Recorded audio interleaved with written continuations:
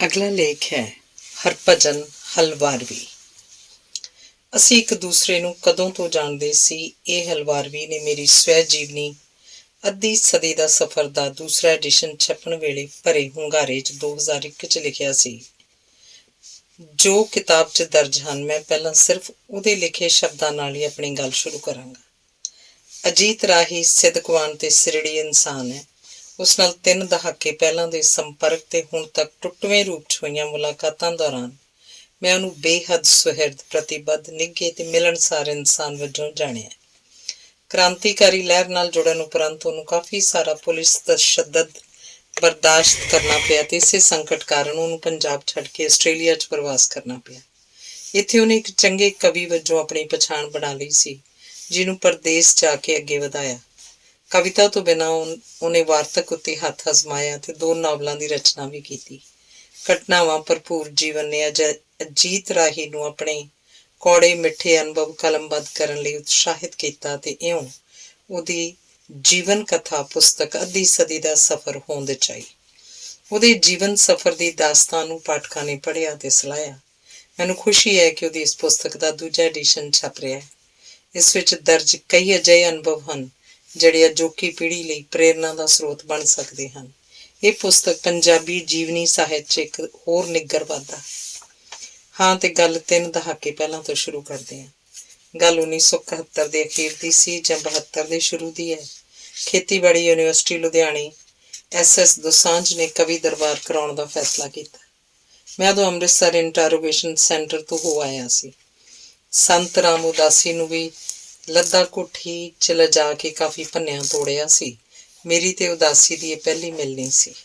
ਸ਼ਿਵ ਉਦੋਂ ਵਲੈਤੋਂ ਹੋ ਆਇਆ ਸੀ। ਉਹਨੇ ਸਿਰ ਦੇ ਵਾਲ ਕਾਫੀ ਛੋਟੇ ਕੀਤੇ ਹੋਏ ਸੀ। ਉਹ ਮੈਨੂੰ ਦੂਰੋਂ ਹੀ ਵੇਖ ਕੇ ਬੜੇ ਉਤਸ਼ਾਹ ਤੇ ਖੁਸ਼ੀ ਨਾਲ ਮਿਲਿਆ। ਇਹ ਉਹ ਦੌਰ ਸੀ ਜਦੋਂ ਸਾਡੇ ਵਾਲੇ ਗਰੁੱਪ ਦੇ ਕਵੀ ਸ਼ਿਵ ਦੀ ਕਵਿਤਾ ਨੂੰ ਸਿਰਫ ਰੰਡੀ ਰੋਣਾ ਕਹਿ ਕੇ ਨਕਾਰਦੇ ਸੀ। ਮੈਂ ਕਿਹਾ, ਬੜਾ ਖੁਸ਼ ਹਾਂ ਅੱਜ। ਕਹਿਣ ਲੱਗਾ, ਅੱਜ ਮੈਂ ਤੇਰੇ ਮਤਲਬ ਦੀ ਕਵਿਤਾ ਲਿਖੀ ਹੈ। ਕਵਿਤਾ ਸੀ ਕੁੱਤੇ। ਉਹਨੇ ਉਹੀ ਪੜ੍ਹੀ। ਹੁਣ ਮੈਨੂੰ ਸ਼ਿਵ ਤੇ ਕੋਈ ਗਿਲਾ ਨਹੀਂ ਸੀ, ਪਰ ਅਫਸੋਸ ਉਸ ਨਾਲ ਮੇਰੀ ਉਹ ਆਖਰੀ ਮੁਲਾਕਾਤ ਸੀ। ਕਵੀ ਦਰਬਾਰ ਤੋਂ ਬਾਅਦ ਸਾਰੇ ਆਪਣੇ ਆਪਣੇ ਟਿਕਾਣਿਆਂ ਨੂੰ ਚਲੇ ਗਏ। ਮੈਂ ਰਾਤ ਇੱਥੇ ਹੀ ਰੁਕਣਾ ਸੀ। ਰਾਤ ਨੂੰ ਇੱਕ ਜ਼ਰੂਰੀ ਅੰਡਰਗਰਾਊਂਡ ਮੀਟਿੰਗ ਸੀ। ਹੋਸਟਲ ਨੰਬਰ ਮੈਨੂੰ ਯਾਦ ਨਹੀਂ, ਸ਼ਾਇਦ 3 ਸੀ। ਉਹਦੇ ਇੱਕ ਕਮਰੇ 'ਚ ਮੀਟਿੰਗ ਸੀ। ਉੱਥੇ ਹੀ ਮੈਂ ਤੇ ਹਲਵਾਰਵੀ ਪਹਿਲੀ ਵਾਰ ਮਿਲੇ। ਉਹਦਾ ਸਿਰ ਰੋਡਾ ਸੀ, ਦਾੜੀ ਕਤਰੀ ਹੋਈ। ਅੱਜ ਵੀ ਜਦੋਂ ਯਾਦ ਕਰਦਾ ਤਾਂ ਹੂ-ਬਹੂ ਮੇਰੀਆਂ ਅੱਖਾਂ ਅੱਗੇ ਆ ਜਾਂਦਾ ਹੈ। ਉਸ ਤੋਂ ਬਾਅਦ ਅਸੀਂ ਫਿਰ ਬਹੁਤ ਦੇਰ ਨਹੀਂ ਮਿਲ ਸਕੇ। ਉਹਦੀ ਡਿਊਟੀ ਸ਼ਾਇਦ ਕਿਸੇ ਐਸੀ ਥਾਂ ਸੀ ਜਿੱਥੋਂ ਉਹਦਾ ਆਉਣਾ ਮੁਸ਼ਕਿਲ ਹੋਵੇ। ਅੰਡਰਗਰਾਊਂਡ ਜ਼ਿੰਦਗੀ ਦਾ ਇਹੀ ਤਾਂ ਦੁੱਖ ਹੈ ਕਿ ਤੁਸੀਂ ਚਾਹੁੰਦੇ ਹੋਏ ਵੀ ਉੱਥੇ ਨਹੀਂ ਜਾ ਸਕਦੇ ਜਿੱਥੇ ਖਤਰਾ ਹੋਵੇ। ਇਕਬਾਲ ਮੰਗੂਵਾਲ ਵੀ ਤਾਂ ਇਸੇ ਗਲਤੀ ਦਾ ਸ਼ਿਕਾਰ ਹੋ ਗਿਆ ਸੀ। ਮੈਂ ਵੀ ਸ਼ਾਇਦ ਇਸੇ ਕਰਕੇ ਅੰਡਰਗਰਾਊਂਡ ਨਹੀਂ ਸੀ ਹੋਇਆ।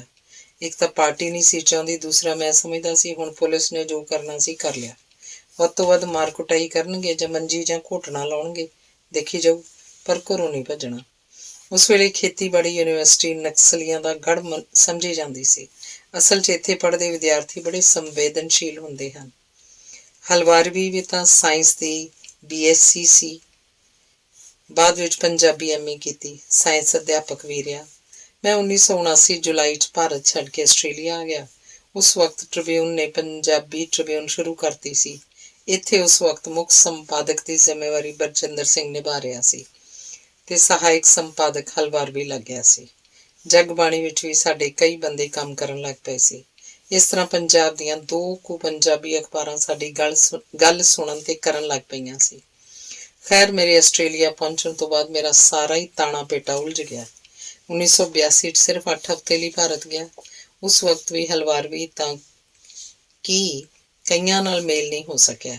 1987 'ਚ ਮੈਂ ਫਿਰ ਭਾਰਤ ਗਿਆ। ਹਲਵਾਰਵੀ ਨੂੰ ਉਚੇਚਾ ਜਾ ਕੇ ਟ੍ਰਿਬਿਊਨ 'ਚ ਮਿਲਿਆ। ਬਹੁਤ ਗੱਲਾਂ ਹੋਈਆਂ। ਉਸ ਵਕਤ ਵੀ ਉਹ ਟ੍ਰਿਬਿਊਨ ਦਾ ਸਹਾਇਕ ਸੰਪਾਦਕ ਹੀ ਸੀ। ਬਰਜਿੰਦਰ ਅਜੀਤ 'ਚ ਆ ਗਿਆ ਸੀ। ਹਮਦਰਦ ਹੋਰਾਂ ਦੀ ਮੌਤ ਤੋਂ ਬਾਅਦ ਅਜੀਤ ਨੂੰ ਉਹਦੀ ਬੜੀ ਲੋੜ ਸੀ। ਮੈਨੂੰ ਯਾਦ ਹੈ ਹਲਵਾਰਵੀ ਨੇ ਮੈਨੂੰ ਆਪਣੀ ਕਾਵਿ ਪੁਸਤਕ ਪਿਘਲੇ ਹੋਏ ਪਲ ਦਿੱਤੀ, ਜੋ ਅੱਜ ਵੀ ਮੇਰੇ ਕੋਲ ਸਾਂਭੀ ਹੋਈ ਹੈ। ਨਕਸਲੀ ਦੌਰ 'ਚ 2 ਤਰ੍ਹਾਂ ਦੀ ਕਵਿਤਾ ਰਚੀ ਗਈ। ਇੱਕ ਤਾਂ ਸਟੇਜੀ, ਜਿਸ 'ਚ ਜੈਮਲ ਪੱਡਾ ਤੇ ਉਦਾਸੀ ਆਪਣਾ ਸਾਨੀ ਕੋਈ ਨਹੀਂ ਸੀ ਰੱਖਦੇ।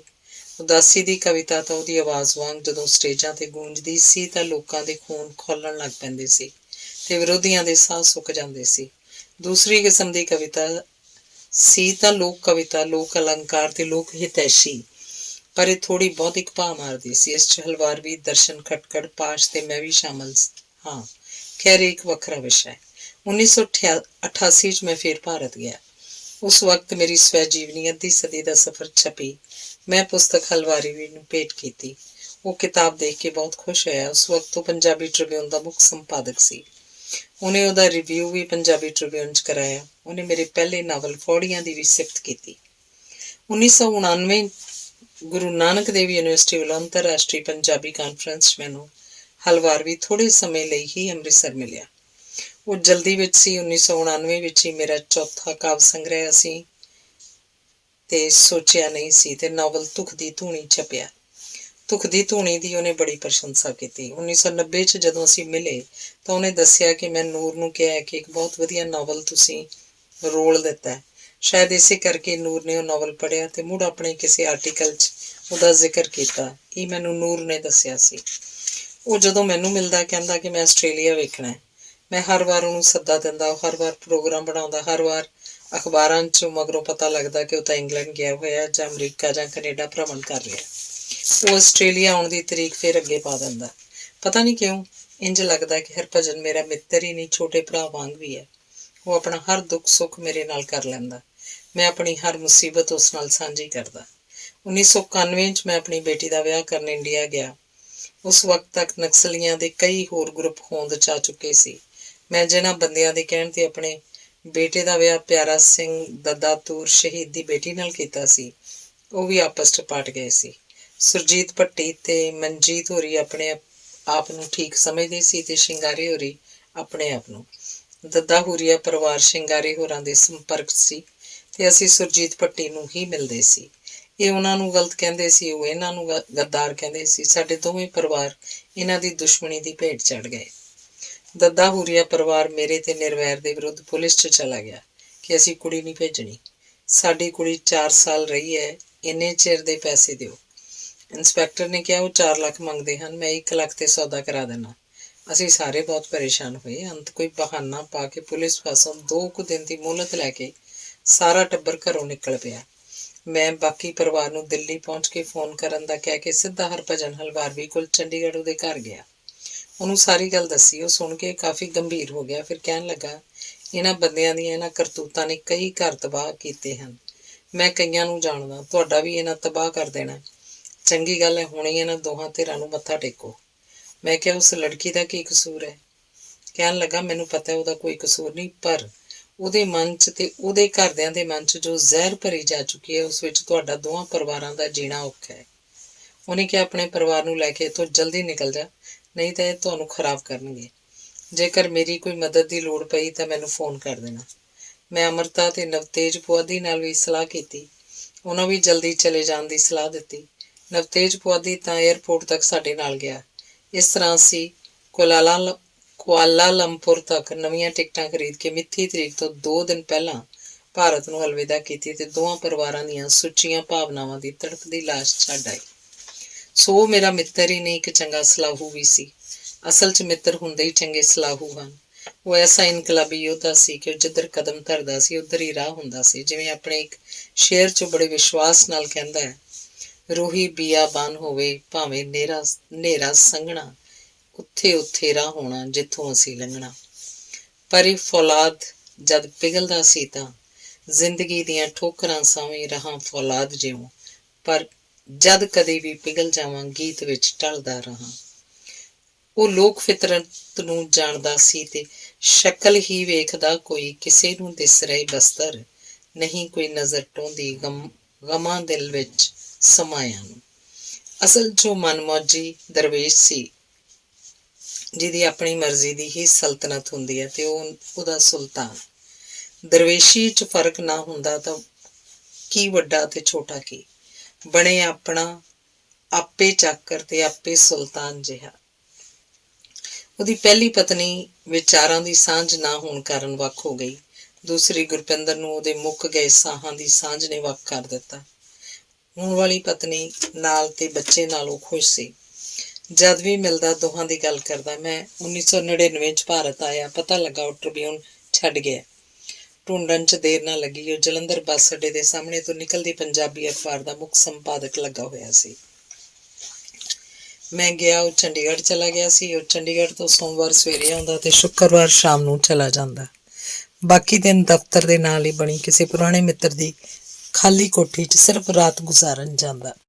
ਮਿੱਤਰ ਵਿਦੇਸ਼ ਗਿਆ ਹੋਇਆ ਸੀ। ਮੈਂ ਸੋਮਵਾਰ ਸ਼ਾਮ ਨੂੰ ਫੇਰ ਮਿਲਣ ਗਿਆ। ਮੇਰੇ ਨਾਲ ਮੇਰਾ ਛੋਟਾ ਬੇਟਾ ਰਾਜਵੀਰ ਤੇ ਦੋਹਤੀ ਰਮਨਦੀਪ ਵੀ ਸੀ। ਅਸੀਂ ਬਹੁਤ ਗੱਲਾਂ ਕੀਤੀਆਂ। ਜਦੋਂ ਮੈਂ ਪੁੱਛਿਆ, ਤੈਨੂੰ ਭਾਪੇ ਪ੍ਰੀਤਮ ਸਿੰਘ ਹੋਰਾਂ ਮੇਰੀਆਂ ਕਿਤਾਬਾਂ ਭੇਜੀਆਂ ਸੀ? ਉਸ ਕਿਹਾ ਨਹੀਂ। ਫਿਰ ਆਪੇ ਕਹਿਣ ਲੱਗਾ, ਦਿੱਲੀ 'ਚ ਛਪੀ ਕਿਤਾਬ ਦਾ ਤਾਂ ਪੰਜਾਬ 'ਚ ਪਤਾ ਹੀ ਨਹੀਂ ਲੱਗਦਾ। ਦਿੱਲੀ ਬੜੀ ਨਿਰਮੋਹੀ ਹੈ। ਉਹਨੇ ਦੱਸਿਆ ਉਹ 1997 ਚ ਟ੍ਰਿਬਿਊਨ ਛੱਡ ਆਇਆ ਸੀ। ਅਸਲ 'ਚ ਸਮਝ ਗਿਆ ਸੀ ਕਿ ਇਸ ਸਰਮਾਏਦਾਰੀ ਦਾ ਖਾਸਾ ਕੀ ਹੈ। ਉਹ ਉਸਨੂੰ ਆਪਣੇ ਮੇਚ ਦਾ ਕਰਨਾ ਚਾਹੁੰਦਾ ਸੀ, ਪਰ ਹਲਵਾਰਵੀ ਤਾਂ ਜਿਸ ਪੱਕੇ ਮੇਚੇ ਦਾ ਬਣਿਆ ਸੀ ਉਹਨੂੰ ਕੋਈ ਵੀ ਕਲਬੂਤ ਬਦਲ ਨਹੀਂ ਸੀ ਸਕਦਾ। ਉਹਦੇ ਟਾਂਕੇ ਭਾਵੇਂ ਟੁੱਟ ਜਾਂਦੇ। ਅੱਜ ਦੀ ਆਵਾਜ਼ ਤਾਂ ਉਹਨੂੰ ਦੋਹਰਾ ਕਲਬੂਤ ਦੇਣਾ ਚਾਹੁੰਦੀ ਸੀ, ਧਾਰਮਿਕ ਕੱਟੜਤਾ ਦਾ ਵੀ ਤੇ ਰਾਜਨੀਤਿਕ ਪਿਛਾਂ ਖਿੱਚੂ ਵੀ। ਸੋ ਉਹਨੂੰ ਬਹੁਤੀ ਦੇਰ ਰਾਸ ਨਾ ਆਈ ਤੇ ਮੁੜ ਸਾਲ ਦਾ ਕੰਟਰੈਕਟ ਖਤਮ ਹੋਣ ਬਾਅਦ ਹੀ ਟ੍ਰਿਬਿਊਨ 'ਚ ਚਲਾ ਗਿਆ। ਮੈਨੂੰ ਵੀ ਪਤਾ ਸੀ, ਹਲਵਾਰਵੀ ਨੂੰ ਵੀ ਤੇ ਹੋਰ ਸਭ ਮਿੱਤਰਾਂ ਨੂੰ ਵੀ, ਕਿ ਹਲਵਾਰਵੀ ਅੱਜ ਦੀ ਆਵਾਜ਼ ਲਈ ਨਹੀਂ ਬਣਿਆ। 2001 ਚ ਮੈਂ ਉਹਨੂੰ ਚੰਡੀਗੜ੍ਹ ਮਿਲਣ ਗਿਆ। ਉਹਨੇ ਪੁਲਾਂ ਤੋਂ ਪਾਰ ਆਪਣਾ ਨਵਾਂ ਕਾਵਿ ਸੰਗ੍ਰਹਿ ਮੈਨੂੰ ਦਿੱਤਾ, ਜੋ ਛਾਪਿਆ ਤਾਂ ਦਿੱਲੀ ਭਾਪੇ ਹੋਰਾਂ ਹੀ ਸੀ, ਪਰ ਇਸ ਵਾਰ ਇਸ ਨੂੰ ਪੰਜਾਬ ਪਹੁੰਚਾਉਣ ਦਾ ਕੰਮ ਹਲਵਾਰਵੀ ਆਪ ਕਰ ਰਿਹਾ ਸੀ। ਮੈਂ ਵੀ ਆਪਣੀਆਂ ਪਿਛਲੀਆਂ ਸਭ ਪੁਸਤਕਾਂ ਜੋ ਉਹਨੂੰ ਨਹੀਂ ਸੀ ਦੇ ਸਕਿਆ ਉਹਨੂੰ ਦਿੱਤੀਆਂ।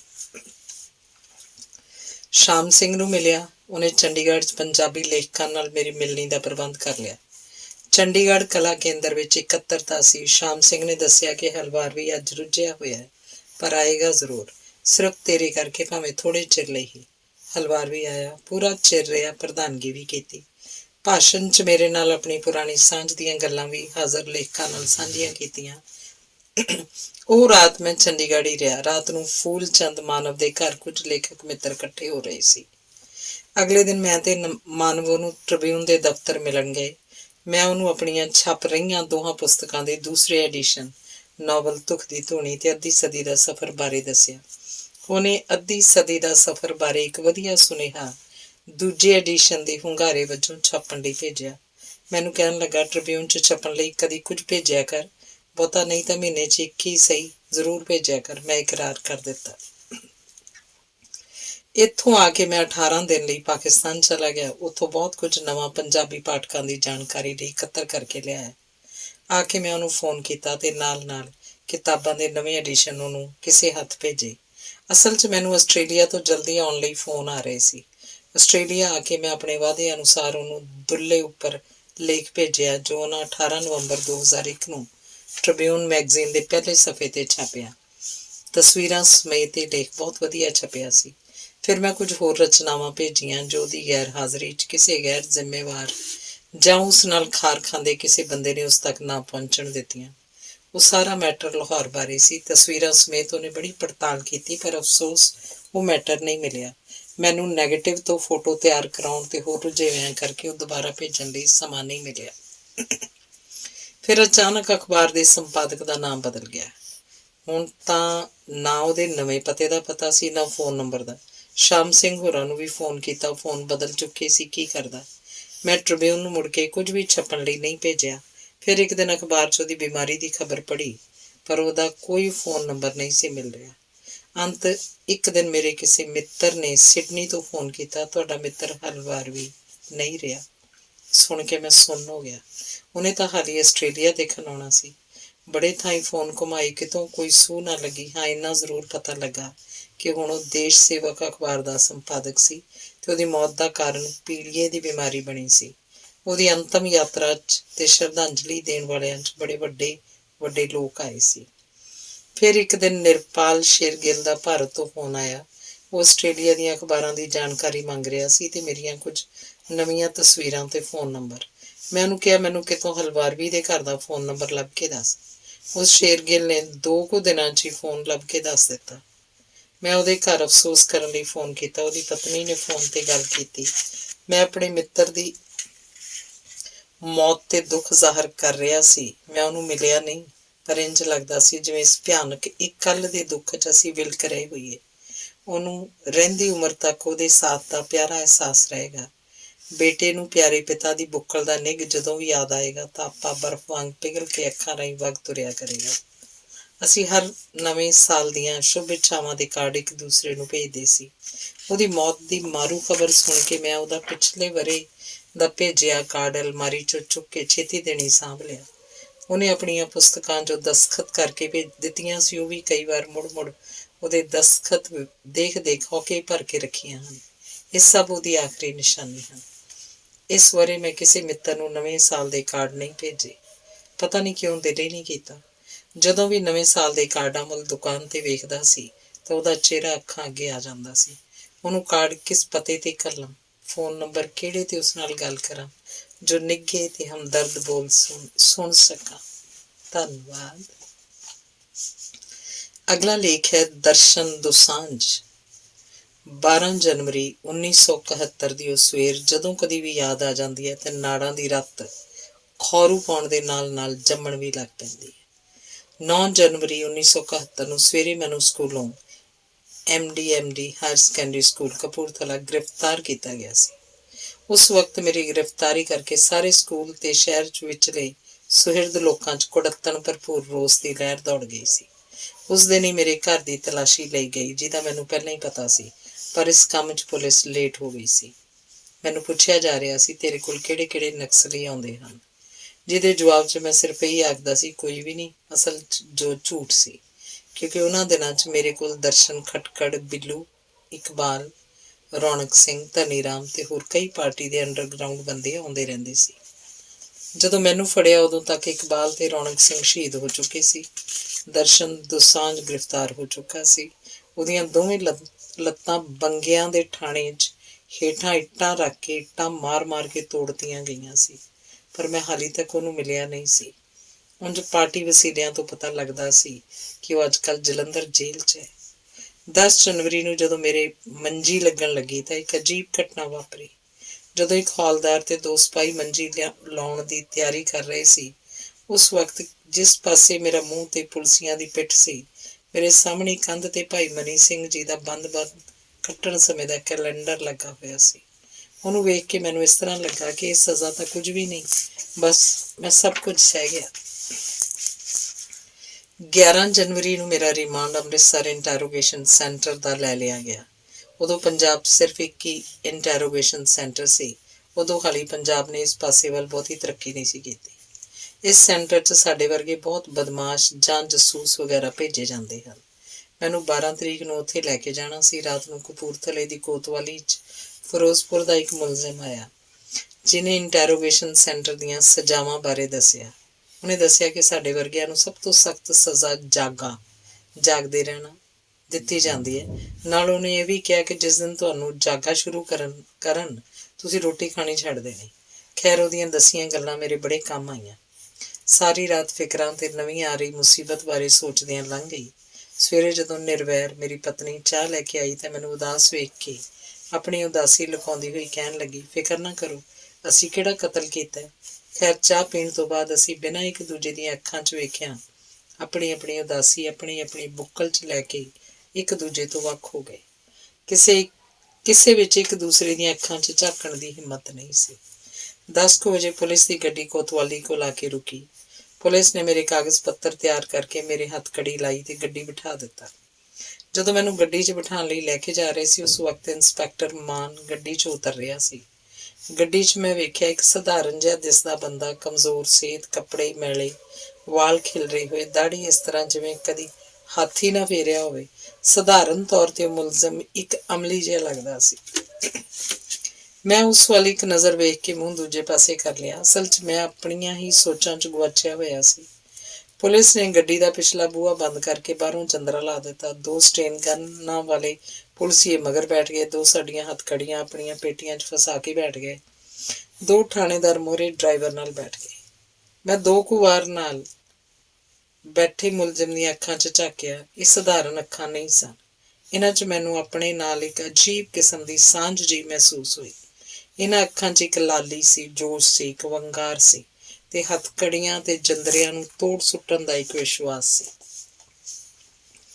ਪੁਲਿਸ ਦੀ ਗੱਡੀ ਬਾਬੇ ਦੀ ਨਗਰੀ ਅੰਮ੍ਰਿਤਸਰ ਵੱਲ ਜਾ ਰਹੀ ਸੀ। ਮੈਂ ਆਪਣੀਆਂ ਸੋਚਾਂ ਵੱਲੋਂ ਉਸ ਵਕਤ ਮੁੜਿਆ ਜਦੋਂ ਇਸ ਅਸਾਧਾਰਨ ਜਿਹੇ ਮੁਲਜ਼ਮ ਨੇ ਪੁੱਛਿਆ, ਸਾਥੀ ਜੀ, ਤੁਹਾਨੂੰ ਕਿਸ ਦੋਸ਼ 'ਚ ਫੜਿਆ? ਮੇਰੇ ਮੂੰਹ ਇਹ ਸੁਣ ਕੇ ਕਿ ਤੇਰੇ ਕੋਲ ਨਕਸਲੀ ਆਉਂਦੇ ਹਨ, ਉਹ ਕੰਬ ਜਿਹਾ ਗਿਆ। ਉਹਨੇ ਪੁੱਛਿਆ, ਤੁਹਾਡਾ ਨਾਂ ਕੀ ਹੈ? ਜਦੋਂ ਮੈਂ ਦੱਸਿਆ ਅਜੀਤ ਸਿੰਘ ਰਾਹੀ ਮੇਰਾ ਨਾਂ ਸੁਣ ਕੇ ਉਹਨੇ ਇਸ ਤਰ੍ਹਾਂ ਕਸੀਸ ਵੱਟੀ ਤੇ ਅੱਖਾਂ ਬੰਦ ਕਰ ਲਈਆਂ ਜਿਵੇਂ ਮੈਂ ਉਹਦੇ ਕਿਸੇ ਬਹੁਤ ਹੀ ਅੱਲੇ ਜ਼ਖਮ ਨੂੰ ਛੇੜ ਦਿੱਤਾ ਹੋਵੇ।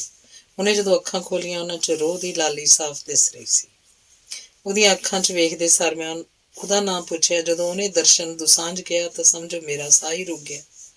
ਮੈਂ ਤਾਂ ਕਦੀ ਸੋਚਿਆ ਵੀ ਨਹੀਂ ਸੀ ਕਿ ਇਸ ਸੂਰਮੇ ਤੇ ਮਹਾਨ ਯੋਧੇ ਨਾਲ ਕਦੇ ਇਸ ਤਰ੍ਹਾਂ ਵੀ ਮੁਲਾਕਾਤ ਹੋ ਜਾਏਗੀ। ਮੈਂ ਉਹਦੀਆਂ ਲੱਤਾਂ ਦਾ ਹਾਲ ਪੁੱਛਿਆ। ਸਿਪਾਹੀ ਆਪਣੀਆਂ ਗੱਲਾਂ 'ਚ ਮਸਤ ਸੀ। ਅਸੀਂ ਮੁੱਕੇ ਵੱਟ ਕੇ ਇੱਕ ਦੂਜੇ ਨੂੰ ਗੁੱਝਾ ਸਲਾਮ ਕੀਤਾ। ਮੈਂ ਸੋਚ ਰਿਹਾ ਸੀ ਅੱਜ ਉਸ ਮਹਾਨ ਯੋਧੇ ਨਾਲ ਸਾਥ ਹੋ ਰਿਹਾ ਜਿਹਨੇ ਕਈ ਵਾਰ ਮੌਤ ਦੀਆਂ ਅੱਖਾਂ 'ਚ ਅੱਖਾਂ ਪਾ ਕੇ ਝਾਕਿਆ। ਉਹਦੇ ਸਾਥ ਨੇ ਮੈਨੂੰ ਹੋਰ ਵੀ ਹੌਸਲਾ ਦਿੱਤਾ ਤੇ ਦ੍ਰਿੜਤਾ ਬਖਸ਼ੀ। ਗੁਰੂ ਦੀ ਨਗਰੀ ਆ ਗਈ ਜਿੱਥੋਂ ਅੱਜ ਕੇਵਲ ਕੌਰ, ਹਾਂਡਾ ਤੇ ਜੌਲ ਜਾ ਰਹੇ ਸੀ। ਅਸੀਂ ਆ ਰਹੇ ਸੀ। ਕੁਝ ਦਿਨ ਪਹਿਲਾਂ ਪਾਸ਼ ਵੀ ਇੱਥੋਂ ਹੋ ਕੇ ਗਿਆ ਸੀ। ਇੰਟੈਰੋਗੇਸ਼ਨ ਸੈਂਟਰ ਦੇ ਬਾਹਰ ਪੁਲਿਸ ਨੇ ਤੇ ਸੈਂਟਰ ਨੇ ਆਪਣੀਆਂ ਕੜੀਆਂ ਲਾ ਲਈਆਂ। ਫਿਰ ਉਹਨਾਂ ਆਪਣੀ ਕਾਗਜ਼ੀ ਕਾਰਵਾਈ ਪੂਰੀ ਕੀਤੀ। ਹੁਣ ਅਸੀਂ ਸੈਂਟਰ ਦੇ ਹਵਾਲੇ ਸੀ। ਉਹਨਾਂ ਸਾਡੇ ਸਿਰ, ਮੂੰਹ ਤੇ ਕੰਬਲ ਪਾ ਲਏ। ਹੁਣ ਸਾਨੂੰ ਸਿਰਫ ਸਾਡੇ ਪੈਰ ਹੀ ਦਿਸਦੇ ਸੀ। ਸਾਨੂੰ ਫੜ ਕੇ ਹੌਲੀ ਹੌਲੀ ਤੋਰ ਕੇ ਪਤਾ ਨਹੀਂ ਕਿੰਨੇ ਕੁ ਚੱਕਰ ਕੱਟ ਕੇ ਵੱਖ-ਵੱਖ ਕਮਰਿਆਂ 'ਚ ਲਿਜਾ ਕੇ ਅੱਖਾਂ ਨੰਗੀਆਂ ਕਰ ਦਿੱਤੀਆਂ। ਅਸਲ 'ਚ ਦਹਿਸ਼ਤ ਪਾਉਣ ਦਾ ਪਹਿਲਾ ਉਪਰਾਲਾ ਸੀ। ਜੋ ਮੇਰੇ ਨਾਲ ਵਾਪਰਿਆ ਮੇਰਾ ਖਿਆਲ ਹੈ ਦੋਸਾਂਝ ਨਾਲ ਵੀ ਉਹੀ ਵਾਪਰਿਆ ਹੋਵੇਗਾ। ਕਮਰੇ 'ਚ ਸਜ਼ਾ ਦੇਣ ਵਾਲੇ ਤਰ੍ਹਾਂ ਤਰ੍ਹਾਂ ਦੇ ਸੰਦ ਜਾਂ ਜੰਤਰ ਪਏ ਸੀ ਜੋ ਮਨੁੱਖੀ ਜ਼ਿੰਦਗੀ ਦੇ ਇੱਕ ਦੂਸਰੇ ਪਾਸੇ ਦੀ ਦਰਿੰਦਗੀ ਦੇ ਦਰਸ਼ਨ ਕਰਾਉਂਦੇ ਸੀ। ਜੋ ਸਿਪਾਹੀ ਮੈਨੂੰ ਫੜ ਕੇ ਕੰਬਲ 'ਚ ਲਪੇਟ ਕੇ ਲੱਗਿਆ ਸੀ ਉਹਨੇ ਕਿਹਾ, ਦੇਖ ਮਾਸਟਰ, ਹੁਣ ਤੂੰ ਜਿਸ ਥਾਂ ਆ ਗਿਆ ਇੱਥੇ ਅਸੀਂ ਕੰਧਾਂ ਕੋਲੋਂ ਵੀ ਸੱਚ ਪੁੱਛ ਲੈਂਦੇ ਹਾਂ। ਜੋ ਅਸੀਂ ਪੁੱਛੀਏ ਸੱਚ ਸੱਚ ਦੱਸ ਦੇਈਂ, ਜੇਕਰ ਝੂਠ ਬੋਲਿਆ ਤਾਂ ਬਹੁਤ ਤੰਗ ਹੋਏਗਾ। ਫਿਰ ਵੱਖ-ਵੱਖ ਯੰਤਰਾਂ ਬਾਰੇ ਜਾਣਕਾਰੀ ਦੇਣ ਲੱਗ ਪਿਆ, ਜਿਵੇਂ ਮਾਰਨ ਵਾਲਾ ਪੱਟਾ, ਹੋਰ ਕਈ ਕੁਝ। ਫਿਰ ਉਹਨੇ ਇੱਕ ਕੁਰਸੀ ਵੱਲ ਸਿਆਣਤ ਕਰਕੇ ਕਿਹਾ, ਮਾਸਟਰ, ਇਹ ਜੋ ਕੁਰਸੀ ਹੈ ਇਹ ਸਧਾਰਨ ਨਹੀਂ, ਇਹ ਬੜੀ ਚੀਜ਼ ਹੈ। ਜਿਹੜਾ ਬੰਦਾ ਸੱਚ ਨਾ ਦੱਸੇ ਉਸ ਹੱਥ ਪਿੱਛੇ ਕਰਕੇ ਹੱਥਕੜੀ ਲਾ ਲਈ ਜਾਂਦੀ ਹੈ। ਫਿਰ ਬਾਹਾਂ ਕੁਰਸੀ ਦੀ ਢੋਅ 'ਚ ਪਾ ਲਈਆਂ ਜਾਂਦੀਆਂ। ਇੱਕ ਬੰਦਾ ਕੁਰਸੀ ਤੇ ਬੈਠ ਜਾਂਦਾ ਹੈ। ਦੋ ਬੰਦੇ ਮੁਲਜ਼ਮ ਦੀਆਂ ਲੱਤਾਂ ਬਾਹਰ ਖਿੱਚ ਕੇ ਬੰਦੇ ਦੀ ਅੰਗਰੇਜ਼ੀ ਦੀ ਪੁੱਠੀ ਦੀ ਟੀ ਬਣਾ ਦਈਦੀ ਹੈ। ਬਸ 1 ਮਿੰਟ 'ਚ ਸਭ ਸੱਚ ਬਾਹਰ ਆ ਜਾਂਦਾ ਹੈ। ਮੈਂ ਕਲਪਨਾ ਵਿੱਚ ਹੀ ਆਪਣੇ ਆਪ ਨੂੰ ਟੀ ਬਣਿਆ ਮਹਿਸੂਸ ਕਰ ਰਿਹਾ ਸੀ। ਮੇਰਾ ਸਿੱਖ ਇਤਿਹਾਸ ਦੇ ਸੂਰਮੇ ਸ਼ਹੀਦਾਂ ਪ੍ਰਤੀ ਬੜਾ ਵਿਸ਼ਵਾਸ ਤੇ ਸ਼ਰਧਾ ਹੈ। ਜੋ ਕਪੂਰਥਲੇ ਮੰਜੀ ਲੱਗਣ ਲੱਗਿਆ ਭਾਈ ਮਨੀ ਸਿੰਘ ਜੀ ਦਾ ਕੈਲੰਡਰ ਵੇਖ ਕੇ ਸਿਰੜ ਤੇ ਸਿਦਕ ਬਣ ਗਿਆ ਸੀ। ਉਹ ਦੋਸਾਂਝ ਦੇ ਮੇਲ ਨੇ ਹੋਰ ਵੀ ਮਜ਼ਬੂਤ ਕਰ ਦਿੱਤਾ, ਕਿਉਂਕਿ ਦੋਸਾਂਝ ਉਸ ਸਮੇਂ ਦੇ ਵਰਤਮਾਨ ਦਾ ਸੱਚ ਸੀ। ਉਸ ਦਿਨ ਰਾਤ ਦੀ ਰੋਟੀ ਵੇਲੇ ਤੱਕ ਇੱਕ ਸਬ ਇੰਸਪੈਕਟਰ ਨੇ ਮੇਰੇ ਕੋਲੋਂ ਮੇਰੀ ਸੰਖੇਪ ਜੀਵਨੀ ਸੁਣ ਕੇ ਲਿਖ ਲਈ ਸੀ। ਮੇਰਾ ਯਕੀਨ ਹੈ ਦੋਸਾਂਝ ਨਾਲ ਵੀ ਇਹੀ ਕੁਝ ਵਾਪਰਿਆ ਹੋਵੇਗਾ। ਮੈਨੂੰ 11 ਨੰਬਰ ਸੈੱਲ 'ਚ ਬੰਦ ਕਰ ਦਿੱਤਾ, ਦੋਸਾਂਝ ਨੂੰ 13 ਜਾਂ 14 ਨੰਬਰ 'ਚ। ਸਾਨੂੰ 4 ਕੁ ਸੜੇ ਜਿਹੇ ਕੰਬਲ ਦੇ ਦਿੱਤੇ ਤੇ ਰੋਟੀ ਲਈ ਸਿਲਵਰ ਦੇ 2 ਭਾਂਡੇ, ਇੱਕ ਕੌਲਾ ਦਾਲ ਲਈ ਤੇ ਗਲਾਸ ਪਾਣੀ ਲਈ। ਹਰ ਰੋਜ਼ ਸਵੇਰੇ ਜੰਗਲ ਪਾਣੀ, ਟਾਇਲਟ ਵਗੈਰਾ ਲਈ ਦੋਸਾਂਝ ਨੂੰ ਮੇਰੇ ਸੈੱਲ ਮੋਰਦੀ ਜਾਣਾ ਪੈਂਦਾ ਸੀ। ਪਹਿਲੀ ਸਵੇਰ ਜਦੋਂ ਮੈਂ ਉੱਠਿਆ ਜਾਂ ਮੈਨੂੰ ਉਠਾ ਲਿਆ ਗਿਆ, ਸਵੇਰ ਦੇ 4 ਕੁ ਵਜੇ ਸੀ। ਹੱਥਕੜੀ ਲਾ ਕੇ ਮੈਨੂੰ ਟਾਇਲਟ ਦੇ ਹੱਥ ਮੂੰਹ ਧੋਣ ਲੈ ਜਾਣ ਵਾਲਾ ਸਿਪਾਹੀ ਕਹਿਣ ਲੱਗਾ, ਮਾਸਟਰ, ਰੋਜ਼ ਸਵੇਰੇ 4 ਵਜੇ ਇਸੇ ਟਾਈਮ ਹੀ ਇਹ ਕੰਮ ਕਰਨਾ ਪਿਆ ਕਰਨਾ। ਮੈਂ ਕੀ ਬੋਲਦਾ, ਭਾਵੇਂ ਚਾਹੇ ਹਾਜਤ ਹੈ ਜਾਂ ਨਹੀਂ। ਅੱਜ ਸੈਂਟਰ ਦੀ ਪਹਿਲੀ ਸਵੇਰ ਚੜ੍ਹੀ ਸੀ। ਮੈਂ ਆਲੇ ਦੁਆਲੇ ਨੂੰ ਸੈੱਲ ਦੀਆਂ ਸੀਖਾਂ ਥਾਣੀ ਵੇਖਿਆ। ਇੱਕ ਪੁਰਾਣੀ ਜੇਲ੍ਹ ਸੀ। ਇੱਕ ਪੁਰਾਣਾ ਪਿੱਪਲ ਸਿਆਲ ਵਿੱਚ ਆਪਣੇ ਪੁਰਾਣੇ ਪੱਤੇ ਗਵਾ ਕੇ ਨਵਿਆਂ ਦੀ ਆਸ ਨਾਲ ਝੂਮ ਰਿਹਾ ਸੀ। ਕਬੂਤਰ ਰੋਸ਼ਨਦਾਨਾਂ 'ਚੋਂ ਬਾਹਰ ਆ ਕੇ ਗੁਟਕੂ ਕਰ ਰਹੇ ਸੀ। ਬਸ ਇੰਨਾ ਕੁ ਹੀ ਸੀਖਾਂ ਵਾਲੇ ਦਰਵਾਜ਼ੇ ਥਾਣੀ ਬਾਹਰ ਦਾ ਦ੍ਰਿਸ਼ ਦਿਸ ਸਕਿਆ। ਉਂਝ ਰਾਤ ਠੰਡ ਤੇ ਨਵੀਂ ਥਾਂ ਕਰਕੇ ਨੀਂਦ ਨਹੀਂ ਆਈ ਸੀ। ਹਰ ਵਾਰ ਜਦੋਂ ਅੱਖ ਖੁੱਲ੍ਹਦੀ ਮੈਂ ਹਨੇਰੇ 'ਚ ਅਜਨਬੀ ਕੰਧਾਂ ਨੂੰ ਘੂਰਦਾ ਰਿਹਾ ਸੀ। ਹੁਣ ਸਵੇਰ ਦੇ ਚਾਨਣ 'ਚ ਜਦੋਂ ਸੈੱਲ ਦੀਆਂ ਕੰਧਾਂ ਵੱਲ ਗੌਰ ਨਾਲ ਵੇਖਿਆ ਤਾਂ ਪਤਾ ਲੱਗਾ ਕਿ ਕੰਧਾਂ ਤਾਂ ਛੋਟੀਆਂ-ਛੋਟੀਆਂ ਲਕੀਰਾਂ ਦੀਆਂ ਵੱਖ-ਵੱਖ ਗਿਣਤੀਆਂ ਵਾਲੀਆਂ ਵੱਖ-ਵੱਖ ਟੋਲੀਆਂ ਨਾਲ ਭਰੀਆਂ ਪਈਆਂ ਹਨ। ਮੈਨੂੰ ਸਮਝਣ 'ਚ ਬਹੁਤੀ ਦੇਰ ਨਾ ਲੱਗੀ ਕਿ ਇੱਥੇ ਮੈਥੋਂ ਪਹਿਲਾਂ ਆਏ ਮੁਲਜ਼ਮਾਂ ਨੇ ਆਪਣੇ-ਆਪਣੇ ਮੁਸੀਬਤ ਦੇ ਦਿਨ ਕਿਸ ਤਰ੍ਹਾਂ ਗਿਣ-ਗਿਣ ਕੇ ਲੰਘਾਏ ਹਨ। ਇੱਕ ਵਿਹਲੀ ਜੀ ਥਾਂ ਵੇਖ ਕੇ ਮੈਂ ਵੀ ਇੱਕ ਲੀਕ ਵਾਹ ਦਿੱਤੀ, ਕਿਉਂਕਿ ਅੱਜ ਮੇਰਾ ਇੱਕ ਦਿਨ ਪੂਰਾ ਹੋ ਗਿਆ ਸੀ। ਮੈਨੂੰ ਸੈੱਲ ਚੋਂ ਕੱਢਣ ਤੋਂ ਪਹਿਲਾਂ ਹੀ ਹੱਥਕੜੀ ਲਾ ਕੇ ਦੋਸਾਂਝ ਨੂੰ ਜਦੋਂ ਮੇਰੇ ਸੈੱਲ ਮੋਹਰਿਆਂ ਦੀ ਲੈ ਕੇ ਗਏ ਤਾਂ ਅਸੀਂ ਚੋਰੀ ਚੋਰੀ ਮੁੱਕਾ ਵੱਟ ਕੇ ਇੱਕ ਦੂਜੇ ਨੂੰ ਸਲਾਮ ਕੀਤੀ। ਉਦੋਂ ਇੱਕ ਨਾਅਰਾ ਪ੍ਰਚਲਿਤ ਸੀ ਕਿ ਤਣੇ ਹੋਏ ਮੁੱਕੇ ਦਾ ਨਾਂ ਹੈ ਨਕਸਲਬਾੜੀ। ਕੁਝ ਦਿਨ ਇਸ ਤਰ੍ਹਾਂ ਹੀ ਅਸੀਂ ਇੱਕ ਦੂਜੇ ਨੂੰ ਹੌਸਲੇ ਭਰਪੂਰ ਇਸ਼ਾਰੇ ਕਰਦੇ ਰਹੇ। ਸਾਡੀ ਸਧਾਰਨ ਪੁੱਛਗਿੱਛ ਹੁੰਦੀ ਰਹੀ। ਫਿਰ ਇੱਕ ਦਿਨ ਇੱਕ ਸਿਪਾਹੀ, ਜਿਹਨੂੰ ਸਾਰੇ ਗਿਆਨੀ ਕਹਿੰਦੇ ਸੀ, ਮੈਨੂੰ ਆ ਕੇ ਹੌਲੀ ਦਿਨ ਹੀ ਦੱਸ ਗਿਆ ਕਿ ਮਾਸਟਰ, ਅੱਜ ਤੈਨੂੰ ਜਾਗਾ ਸ਼ੁਰੂ ਕਰਨਾ ਹੈ। ਉਸ ਰਾਤ ਮੈਂ ਰੋਟੀ ਨਾ ਖਾਧੀ। ਰਾਤ ਨੂੰ ਮੈਨੂੰ ਸੈੱਲ ਚੋਂ ਬਾਹਰ ਕੱਢ ਲਿਆ। ਫਿਰ ਅਗਲੇ 72 ਘੰਟੇ ਮੈਨੂੰ ਜਾਗਾ ਦਿੱਤਾ। ਇਸ ਜਾਗੇ ਨਾਲ 6 ਕੁ ਮਹੀਨੇ ਬਾਅਦ ਪਤਾ ਲੱਗਾ ਕਿ ਨਿਗਾਹ ਕਾਫੀ ਕਮਜ਼ੋਰ ਹੋ ਗਈ ਸੀ ਤੇ ਪੜ੍ਹਨ ਪੜ੍ਹਾਉਣ ਲਈ ਐਨਕ ਦੀ ਲੋੜ ਸੀ। ਇਹਨਾਂ 72 ਘੰਟਿਆਂ 'ਚ ਮੈਂ ਤੇ ਦੋਸਾਂਝ ਇੱਕ ਦੂਜੇ ਦੇ ਸਾਹਮਣੇ ਨਹੀਂ ਸੀ ਹੋਏ। ਜਾਗਾ ਇੱਕ ਤਰ੍ਹਾਂ ਨਾਲ ਮਾਨਸਿਕ ਤੇ ਸਰੀਰਕ ਸਜ਼ਾ ਹੈ, ਜੋ ਸਰੀਰਕ ਸਜ਼ਾ ਤੋਂ ਵੀ ਸਖਤ ਹੈ, ਕਿਉਂਕਿ ਸਰੀਰਕ ਸਜ਼ਾ ਤਾਂ ਥੋੜ੍ਹੇ ਸਮੇਂ ਲਈ ਹੁੰਦੀ ਹੈ, ਪਰ ਜਾਗਾ ਲੰਮਾ ਸਮਾਂ ਦਿੰਦੇ ਹਨ। ਇਸ ਵਿੱਚ ਹੱਥਕੜੀ ਲਾ ਕੇ ਮੈਨੂੰ ਇੱਕ ਹਵਾਲਾਤੀ ਕੋਠੜੀ ਦੇ ਦਰਵਾਜ਼ੇ ਦੀ ਸੀਖ ਨਾਲ ਕੜੀ ਬੰਨ੍ਹ ਕੇ ਇੱਕ ਖੂੰਜੇ 'ਚ ਤੱਪੜੀ ਜਿਹੀ ਉੱਤੇ ਇੱਕ ਕੰਬਲ ਦੇ ਕੇ ਬਿਠਾ ਦਿੱਤਾ। ਫਿਰ ਹਰ 3-3 ਘੰਟੇ ਬਾਅਦ ਸਿਪਾਹੀ ਬਦਲਦੇ ਰਹੇ। ਹਰ ਨਵਾਂ ਸਿਪਾਹੀ ਮੂਰਖਾਂ ਵਾਲੀਆਂ ਬਿਨਾਂ ਸਿਰ ਪੈਰ ਕਹਾਣੀਆਂ ਸੁਣਾਉਂਦਾ ਰਹਿੰਦਾ। ਫਿਰ ਅੱਖਾਂ ਅੱਗੇ ਤੇਜ਼ ਰੌਸ਼ਨੀ ਦੇ ਬੱਲਬ ਬਾਰ-ਬਾਰ ਜਗਾਉਣੇ। ਰਾਤ ਨੂੰ ਡਿਊਟੀ ਖਤਮ ਕਰਕੇ ਸਿਪਾਹੀ ਉੱਥੇ ਹੀ ਮੰਜਿਆਂ ਤੇ ਰਜਾਈਆਂ ਲੈ ਕੇ ਸੁੱਤੇ ਪਏ ਘੁਰਾੜੇ ਮਾਰਦੇ ਸੁਣਨੇ। ਇੱਕ ਸੈਂਸਿਟਿਵ ਆਦਮੀ ਲਈ ਇਹ ਸਭ ਵੇਖਣਾ ਬੜਾ ਮਾਨਸਿਕ ਕਸ਼ਟਦਾਇਕ ਹੈ। ਮੇਰਾ ਵਿਸ਼ਵਾਸ ਹੈ ਦੋਸਾਂਝ ਨਾਲ ਵੀ ਕੋਈ ਬਹੁਤਾ ਵੱਖਰੀ ਕਿਸਮ ਦਾ ਨਹੀਂ ਵਾਪਰਿਆ ਹੋਣਾ। ਜਾਗਾ ਖਤਮ ਹੋਣ ਵਾਲੀ ਸਵੇਰ ਇੱਕ ਬੜੀ ਅਜੀਬ ਘਟਨਾ ਵਾਪਰੀ। ਜਿਸ ਸਿਪਾਹੀ ਦੀ ਡਿਊਟੀ ਸਵੇਰੇ 3 ਵਜੇ ਸ਼ੁਰੂ ਹੋਈ, ਉਹ ਇੱਕ ਨੌਜਵਾਨ ਮੁੰਡਾ ਸੀ ਜਿਹਦਾ ਨਾਂ ਹਰਨੇਕ ਸਿੰਘ ਸੀ। ਉਹ ਅੱਧਾ ਪੌਣਾ ਘੰਟਾ ਇੱਧਰਲੀਆਂ ਉੱਧਰਲੀਆਂ ਮਾਰੀਆਂ, ਫਿਰ ਨਾਲ ਦੇ ਮੰਜੇ ਤੇ ਪਏ ਸਿਪਾਹੀ ਪਾਸੋਂ ਟਾਈਮ ਪੁੱਛਿਆ। ਉਸ ਵਕਤ 3:45 ਹੋ ਗਏ ਸੀ। ਹਰਨੇਕ ਸਿਪਾਹੀ ਮੈਨੂੰ ਕਹਿਣ ਲੱਗਾ, ਮਾਸਟਰ, ਨਾ ਤੂੰ ਇਹਨਾਂ ਗਾਲ ਕੱਢ ਕੇ ਦਾ ਕੁਝ ਚੋਰੀ ਕੀਤਾ, ਨਾ ਮੈਂ ਹੀ ਕੋਈ ਗੁਨਾਹ ਕੀਤਾ। ਸੌਂ ਜਾ, ਵੇਖੀ ਜਾਊ। ਉਹਦੇ ਕਹਿਣ ਤੇ ਮੈਂ ਤੱਪੜੀ ਤੇ ਬੈਠ ਕੇ ਦੀ ਖੂੰਜ ਵਿੱਚ ਕੰਧ ਨਾਲ ਢੋ ਲਾ ਲਈ। ਮੇਰੀ ਅੱਖ ਉਦੋਂ ਖੁੱਲੀ ਜਦੋਂ ਦਰਵਾਜ਼ੇ ਦੀ ਚੀਕਣ ਦੀ ਆਵਾਜ਼ ਸੁਣੀ। ਮੇਰਾ ਇੰਚਾਰਜ ਥਾਣੇਦਾਰ ਪੰਡਿਤ ਜਗਦੀਸ਼ ਚੰਦਰ, ਉਹਦਾ ਨੰਬਰ B1 ਸੀ, ਥਾਣੇਦਾਰ ਨੇ ਛਾਪਾ ਮਾਰ ਲਿਆ ਸੀ। ਉਹਨੇ ਸਾਨੂੰ ਸੁੱਤਿਆਂ ਪਿਆ ਨੂੰ ਦੇਖ ਲਿਆ ਸੀ। ਸਿਪਾਹੀ ਵੀ ਇੱਕਦਮ ਜਾਗ ਪਿਆ। ਉਹਨੇ ਕਿਹਾ, ਜੈ ਹਿੰਦ ਜਨਾਬ। ਥਾਣੇਦਾਰ ਪਹਿਲਾਂ ਸਿਪਾਹੀ ਨੂੰ ਪੁੱਛਣ ਲੱਗਾ, ਤੂੰ ਸੁੱਤਾ ਹੋਇਆ ਸੀ? ਉਹ ਝੂਠ ਬੋਲ ਗਿਆ ਕਿ ਮੈਂ ਜਾਗਦਾ ਸੀ। ਫਿਰ ਉਹਨੇ ਮੈਨੂੰ ਪੁੱਛਿਆ, ਮਾਸਟਰ, ਤੂੰ ਸੁੱਤਾ ਸੀ ਕਿ ਜਾਗਦਾ? ਮੇਰੇ ਮੂੰਹ ਝੂਠ ਨਾ ਬੋਲ ਹੋਇਆ। ਮੈਂ ਕਿਹਾ, ਜੀ ਮੇਰੀ ਅੱਖ ਲੱਗ ਗਈ ਸੀ। ਉਹਨੇ ਸਿਪਾਹੀ ਨੂੰ ਗੁੱਸੇ ਹੁੰਦੇ ਨੇ ਕਿਹਾ, ਤੂੰ ਸਾਡਾ ਮੁਲਾਜ਼ਮ ਝੂਠ ਬੋਲਦਾ ਹੈ ਤੇ ਇਹ ਸਾਡਾ ਮੁਲਜ਼ਮ ਸੱਚ ਬੋਲਦਾ ਹੈ। ਉਹਨੇ ਦੱਸਿਆ, ਮੈਂ 5 ਮਿੰਟ ਬਾਹਰ ਖੜਾ ਸੀਖਾਂ ਵਿੱਚ ਦੀ ਵੇਖਦਾ ਰਿਹਾ। ਫਿਰ ਉਹਨੇ ਸਿਪਾਹੀ ਨੂੰ ਕਿਹਾ, ਜਾ ਕੇ ਚਾਹ ਤੇ ਮੱਠੀਆਂ ਲੈ ਕੇ ਆ। ਉਸ ਸਵੇਰ ਕਪੂਰਥਲੇ ਤੋਂ ਆਉਣ ਤੋਂ ਬਾਅਦ ਪਹਿਲੀ ਵਾਰ ਚਾਹ ਪੀਤੀ ਤੇ ਲੂਣ ਵਾਲੀ ਮੱਠੀ ਖਾਧੀ। ਇਸ ਚਾਹ ਤੇ ਮੱਠੀ ਦਾ ਸਵਾਦ ਹੀ ਵੱਖਰਾ ਸੀ। ਚਾਹ ਪੀਂਦਿਆਂ ਥਾਣੇਦਾਰ ਨੇ ਸਿਪਾਹੀ ਨੂੰ ਕਿਹਾ, ਤੂੰ ਸਾਡੀ ਇੰਨੇ ਦਿਨਾਂ ਦੀ ਮਿਹਨਤ ਬਰਬਾਦ ਕਰਤੀ ਹੈ। ਫਿਰ ਉਹਨੇ ਕਿਹਾ, ਮਾਸਟਰ, ਜਾ ਕੇ ਸੌਂ ਜਾ। ਮੈਂ ਕਿਹਾ, ਜੀ ਮੈਨੂੰ ਨੀਂਦ ਤਾਂ ਹੁਣ ਆਉਣੀ ਨਹੀਂ। ਮੈਨੂੰ ਕੇਸੀ ਨਹਾਤਿਆਂ 10 ਦਿਨ ਤੋਂ ਉੱਪਰ ਹੋ ਗਏ ਨੇ। ਖੈਰ, ਇਹ ਇੱਕ ਲੰਬੀ ਕਹਾਣੀ ਹੈ। ਉਸ ਦਿਨ ਮੇਰੇ ਸੱਚ ਬੋਲਣ ਕਰਕੇ ਜਾਂ ਪਤਾ ਨਹੀਂ ਕਿਉਂ ਥਾਣੇਦਾਰ ਨੇ ਇੱਕ ਹੌਲਦਾਰ ਸ਼ਮਸ਼ੇਰ ਸਿੰਘ ਦੀ ਡਿਊਟੀ ਲਾਈ ਕਿ ਜਦੋਂ ਸਾਰੇ ਵੱਡੇ ਅਫਸਰ ਚਲੇ ਜਾਣ ਤਾਂ ਦੁਪਹਿਰ ਨੂੰ ਮਾਸਟਰ ਨੂੰ ਨਹਾਉਣ ਲਈ ਸਾਬਣ, ਤੇਲ ਤੇ ਪਾਣੀ ਦਾ ਪ੍ਰਬੰਧ ਕਰਨਾ ਹੈ। ਮੈਂ ਨਹਾ ਕੇ ਸੌਂ ਗਿਆ। ਉਦੋਂ ਜਾਗ ਆਈ ਜਦੋਂ ਸਿਪਾਹੀ ਨੇ ਆ ਕੇ ਰੋਟੀ ਖਾਣ ਲਈ ਕਿਹਾ। ਅਗਲੇ ਦਿਨ ਮੈਂ ਤੇ ਦੋਸਾਂਝ ਨੇ ਫਿਰ ਇੱਕ ਦੂਜੇ ਦੇ ਸਾਹਮਣੇ ਹੁੰਦੇ ਸਾਰ ਮੁੱਕੇ ਵੱਟ ਕੇ ਸਲਾਮ ਕੀਤਾ। ਉਸ ਦਿਨ ਤੋਂ ਬਾਅਦ ਮੇਰੇ ਤੇ ਕੋਈ ਖਾਸ ਸਖਤੀ ਨਹੀਂ ਹੋਈ। ਆਉਣ ਵਾਲੇ ਦਿਨ ਤੋਂ ਪਹਿਲੇ ਦਿਨ ਥਾਣੇਦਾਰ ਨੇ ਮੈਨੂੰ ਸਾਰੀ ਤਫਤੀਸ਼ ਰਿਪੋਰਟ ਪੜ੍ਹ ਕੇ ਸੁਣਾਈ ਤੇ ਆਪਣੇ ਦਸਤਖਤ ਕਰ ਦਿੱਤੇ। ਰਿਪੋਰਟ ਮੇਰੇ ਸਾਰੇ ਬਿਆਨ ਹੀ ਸੀ, ਉਸ ਵਿੱਚ ਕੁਝ ਵੀ ਗਲਤ ਨਹੀਂ ਸੀ ਲਿਖਿਆ। ਅਗਲੇ ਦਿਨ ਸਵੇਰੇ ਪਹਿਲੇ ਦਿਨ ਵਾਂਗ ਸਾਨੂੰ ਅੱਖਾਂ ਬੰਨ੍ਹ ਕੇ ਬਾਹਰ ਲਿਆਂਦਾ ਗਿਆ। ਅੱਜ ਸਾਡੀ ਤੋਰ 'ਚ ਰਵਾਨਗੀ ਸੀ ਤੇ ਮਨ 'ਚ ਖੁਸ਼ੀ। ਪੁਲਿਸ ਨੇ ਪਹਿਲੇ ਵਾਲੇ ਅਮਲੇ ਫੈਲੇ ਨੇ ਸਾਨੂੰ ਗੱਡੀ 'ਚ ਪਹਿਲਾਂ ਵਾਂਗ ਹੀ ਬਿਠਾ ਲਿਆ ਤੇ ਗੱਡੀ ਘਰ ਵਾਲੇ ਸ਼ਹਿਰ ਵੱਲ ਤੁਰ ਪਈ। ਅੱਜ ਬਾਹਰਲਾ ਵਾਤਾਵਰਨ ਸੋਹਣਾ ਲੱਗ ਰਿਹਾ ਸੀ। ਉਦੋਂ ਮੈਂ ਕਪੂਰਥਲੇ ਅੰਮ੍ਰਿਤਸਰ ਰੋਡ ਤੇ ਰਹਿੰਦਾ ਸੀ। ਨਿਰਵੈਰ ਨੂੰ ਮੇਰੇ ਆਉਣ ਦੀ ਤਰੀਕ ਤਾਂ ਪਤਾ ਸੀ, ਪਰ ਟਾਈਮ ਦਾ ਨਹੀਂ ਸੀ ਪਤਾ। ਉਹਦੀ ਨਿਗਾਹ ਸੜਕ ਵੱਲ ਹੀ ਲੱਗੀ ਹੋਈ ਸੀ। ਜਦੋਂ ਗੱਡੀ ਘਰ ਮੋੜ ਦੀ ਲੰਘੀ, ਉਹ ਵੀ ਗੱਡੀ ਦੇ ਮਗਰ ਹੀ ਕੋਤਵਾਲੀ ਵੱਲ ਭੱਜ ਤੁਰੀ। ਘਰ ਤੋਂ ਕੋਤਵਾਲੀ 100 ਕੁ ਗਜ਼ ਤਾਂ ਸੀ ਸਾਰੇ। ਮੈਨੂੰ ਕੋਤਵਾਲੀ ਉਤਾਰ ਕੇ ਦੋਸਾਂਝ ਨੂੰ ਸਿੱਧੇ ਕੋਟ ਲੈ ਗਏ। ਜਦੋਂ ਨਿਰਵੈਰ ਮੇਰੇ ਸਾਹਮਣੇ ਆਈ, ਅਸੀਂ ਇੰਨੇ ਭਾਵੁਕ ਹੋ ਗਏ ਸੀ ਕਿ ਕਿੰਨਾ ਚਿਰ ਸਾਥੋਂ ਬੋਲ ਨਾ ਹੋਇਆ। ਫਿਰ ਮੈਂ ਸਿਰਫ ਇਹ ਸ਼ਬਦ ਹੀ ਬੋਲਿਆ ਕਿ ਮੇਰੇ ਨਾਲ ਦੋਸਾਂਝ ਵੀ ਸੀ। ਉਹਦੇ ਮੂੰਹ ਹੈਰਾਨੀ ਨਾਲ ਸਿਰਫ ਹੈਂ ਹੀ ਨਿਕਲੀ। ਰਸਤੇ 'ਚ ਜਦੋਂ ਮੈਂ ਦੋਸਾਂਝ ਨੂੰ ਪੁੱਛਿਆ ਕਿ ਕੀ ਪੁੱਛਦੇ ਸੀ ਤਾਂ ਕਹਿਣ ਲੱਗੇ ਪੁੱਛਦੇ ਸੀ ਕਿਹੜੇ ਕਿਹੜੇ ਕਤਲ ਕੀਤੇ ਆ। ਜੋ ਉਹਨਾਂ ਕਿਹਾ ਮੈਂ ਕਿਹਾ ਹਾਂ ਕੀਤੇ ਆ। ਜਦੋਂ ਉਹਨਾਂ ਪੁੱਛਿਆ ਤੇਰੇ ਨਾਲ ਹੋਰ ਕੌਣ ਕੌਣ ਸੀ ਤਾਂ ਉਹਨੇ ਦੱਸਿਆ। ਮੈਂ ਸਾਰੇ ਸ਼ਹੀਦ ਸਾਥੀਆਂ ਦੇ ਨਾਂ ਲੈ ਦਿੱਤੇ। ਫਿਰ ਉਸ ਮੈਨੂੰ ਪੁੱਛਿਆ ਤੈਨੂੰ ਕੀ ਪੁੱਛਦੇ ਸੀ। ਮੈਂ ਕਿਹਾ ਮੈਨੂੰ ਤਾਂ ਇਹ ਪੁੱਛਦੇ ਸੀ ਤੇਰੇ ਕੋਲ ਕਿਹੜੇ ਕਿਹੜੇ ਨਕਸਲੀ ਆਉਂਦੇ ਆ। ਮੈਂ ਕਿਹਾ ਕੋਈ ਵੀ ਨਹੀਂ, ਮੈਂ ਕਿਸੇ ਨੂੰ ਜਾਣਦਾ ਹੀ ਨਹੀਂ। ਉਹਨੇ ਕੁਝ ਸੋਚ ਕੇ ਕਿਹਾ ਤਾਂ ਇਹ ਔਖਾ ਸਾਫ਼ ਹੀ ਮੁੱਕਰ ਜਾਣਾ, ਪਰ ਜੇਕਰ ਤੂੰ ਇੱਕ ਅੱਧੇ ਦਾ ਨਾਂ ਦੱਸ ਦਿੰਦਾ ਤਾਂ ਉਹਨਾਂ ਤੈਨੂੰ ਹੋਰ ਵੀ ਤੰਗ ਕਰਨਾ ਸੀ। ਉਂਝ ਜਿਵੇਂ ਮੈਂ ਪਿੱਛੇ ਦੱਸ ਆਇਆ ਮੇਰੇ ਪਾਸ ਬਹੁਤ ਸਾਰੇ ਪਾਰਟੀ ਮੈਂਬਰ ਆਉਂਦੇ ਸੀ। ਉਸ ਰਾਤ ਦੋਸਾਂਝ ਨੂੰ ਕੋਰਟ ਤੋਂ ਬਾਅਦ ਕਪੂਰਥਲੇ ਜੇਲ੍ਹ ਦੀ ਕਾਂਸੀ ਵਾਲੀ ਕੋਠੜੀ 'ਚ ਰੱਖਿਆ ਗਿਆ।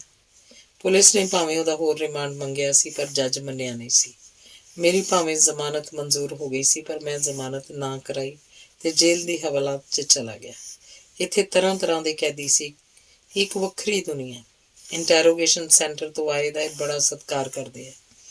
ਜ਼ਮਾਨਤ ਹੋਣ ਤੋਂ ਬਾਅਦ ਕੁਝ ਸਮੇਂ ਮੈਂ ਸਰਗਰਮੀ ਘਟਾ ਦਿੱਤੀ ਕਿਉਂਕਿ ਉਸ ਵਕਤ ਪੁਲਿਸ ਨੇ ਲਗਾਤਾਰ 6 ਮਹੀਨੇ ਲਈ ਇੱਕ ਸਿਪਾਹੀ ਦੀ 24 ਘੰਟੇ ਦੀ ਮੇਰੇ ਉੱਤੇ ਡਿਊਟੀ ਲਾ ਦਿੱਤੀ, ਜੋ ਪਰਛਾਵੇਂ ਵਾਂਗ ਮੇਰੇ ਨਾਲ ਰਹਿੰਦਾ ਸੀ। ਪਾਰਟੀ ਵੱਲੋਂ ਮੁਲਾਜ਼ਮ ਫਰੰਟ ਤੇ ਪਰਚਾ ਕੱਢਣ ਲਈ ਮੇਰੀ ਡਿਊਟੀ ਲਾਈ ਗਈ। ਅਸੀਂ ਕਰਮਚਾਰੀ ਸੰਦੇਸ਼ 6 ਮਹੀਨੇ ਕੱਢਿਆ। ਫਿਰ ਸਾਨੂੰ ਮੁਲਾਜ਼ਮ ਘੋਲ ਦਾ ਨਾਮ ਮਿਲ ਗਿਆ। ਐਡੀਟੋਰੀਅਲ ਬੋਰਡ 'ਚ ਦੋਸਾਂਝ ਵੀ ਮੇਰੇ ਨਾਲ ਸੀ। ਹਰ ਮਹੀਨੇ ਸਾਡੀ ਮੀਟਿੰਗ ਹੁੰਦੀ। ਮੈਟਰ ਸਿਲੈਕਟ ਕੀਤਾ ਜਾਂਦਾ, ਪਰਚਾ ਪ੍ਰੈਸ 'ਚ ਦੇਣ ਤੇ ਪ੍ਰੂਫ ਆਦਿ ਪੜ੍ਹਨ ਦੀ ਮੇਰੀ ਹੀ ਡਿਊਟੀ ਹੁੰਦੀ। ਇਸ ਤਰ੍ਹਾਂ ਮਹੀਨੇ ਬਾਅਦ ਅਸੀਂ ਫਿਰ ਇਕੱਠੇ ਹੁੰਦੇ। ਦੋਸਾਂਝ ਹੋਰ ਫਰੰਟਾਂ 'ਤੇ ਕੰਮ ਕਰਦਾ ਸੀ। ਇੱਕ ਦਿਨ ਮੈਟਰ ਸਿਲੈਕਟ ਕਰਨ ਦੀ ਮੀਟਿੰਗ ਤੋਂ ਪਹਿਲਾਂ ਸ਼ਾਮ ਦੇ ਘੁਸਮੁਸੇ ਜਿਹੇ ਜਿੰਦ ਆਇਆ। ਉਹਨੇ ਕੁਝ ਮੈਟਰ ਦਿੱਤਾ। ਛਾਪਣ ਦੀ ਤਾਕੀਦ ਕੀਤੀ। ਰੋਟੀ ਖਾਧੀ ਤੇ ਹਨੇਰੇ ਦੀ ਬੁੱਕਲ 'ਚ ਗੁਆਚ ਗਿਆ। ਅਗਲੇ ਦਿਨ ਸ਼ਾਮ ਨੂੰ ਮੈਨੂੰ ਸਾਰੀ ਪਾਰਟੀ ਨੂੰ ਇੱਕ ਮਨਹੂਸ ਖਬਰ ਨੇ ਹਲੂਣ ਕੇ ਰੱਖ ਦਿੱਤਾ। ਟਾਹਲੀ ਪਿੰਡ ਕਰਤਾਰਪੁਰ ਦੇ ਇੱਕ ਤਰਲੋਕੇ ਨਾਂ ਦੇ ਬੰਦੇ ਨਾਲ ਜਿੰਦ ਦੇ ਪਤਾ ਨਹੀਂ ਕਿਵੇਂ ਸੰਬੰਧ ਹੋ ਗਏ। ਉਹਨੇ ਜਿੰਦ ਨੂੰ ਕਿਸੇ ਫੌਜੀ ਕੋਲੋਂ ਸਟੇਨ ਗਨ ਲੈ ਕੇ ਦੇਣ ਦਾ ਝੂਠਾ ਲਾਰਾ ਲਾਤਾ।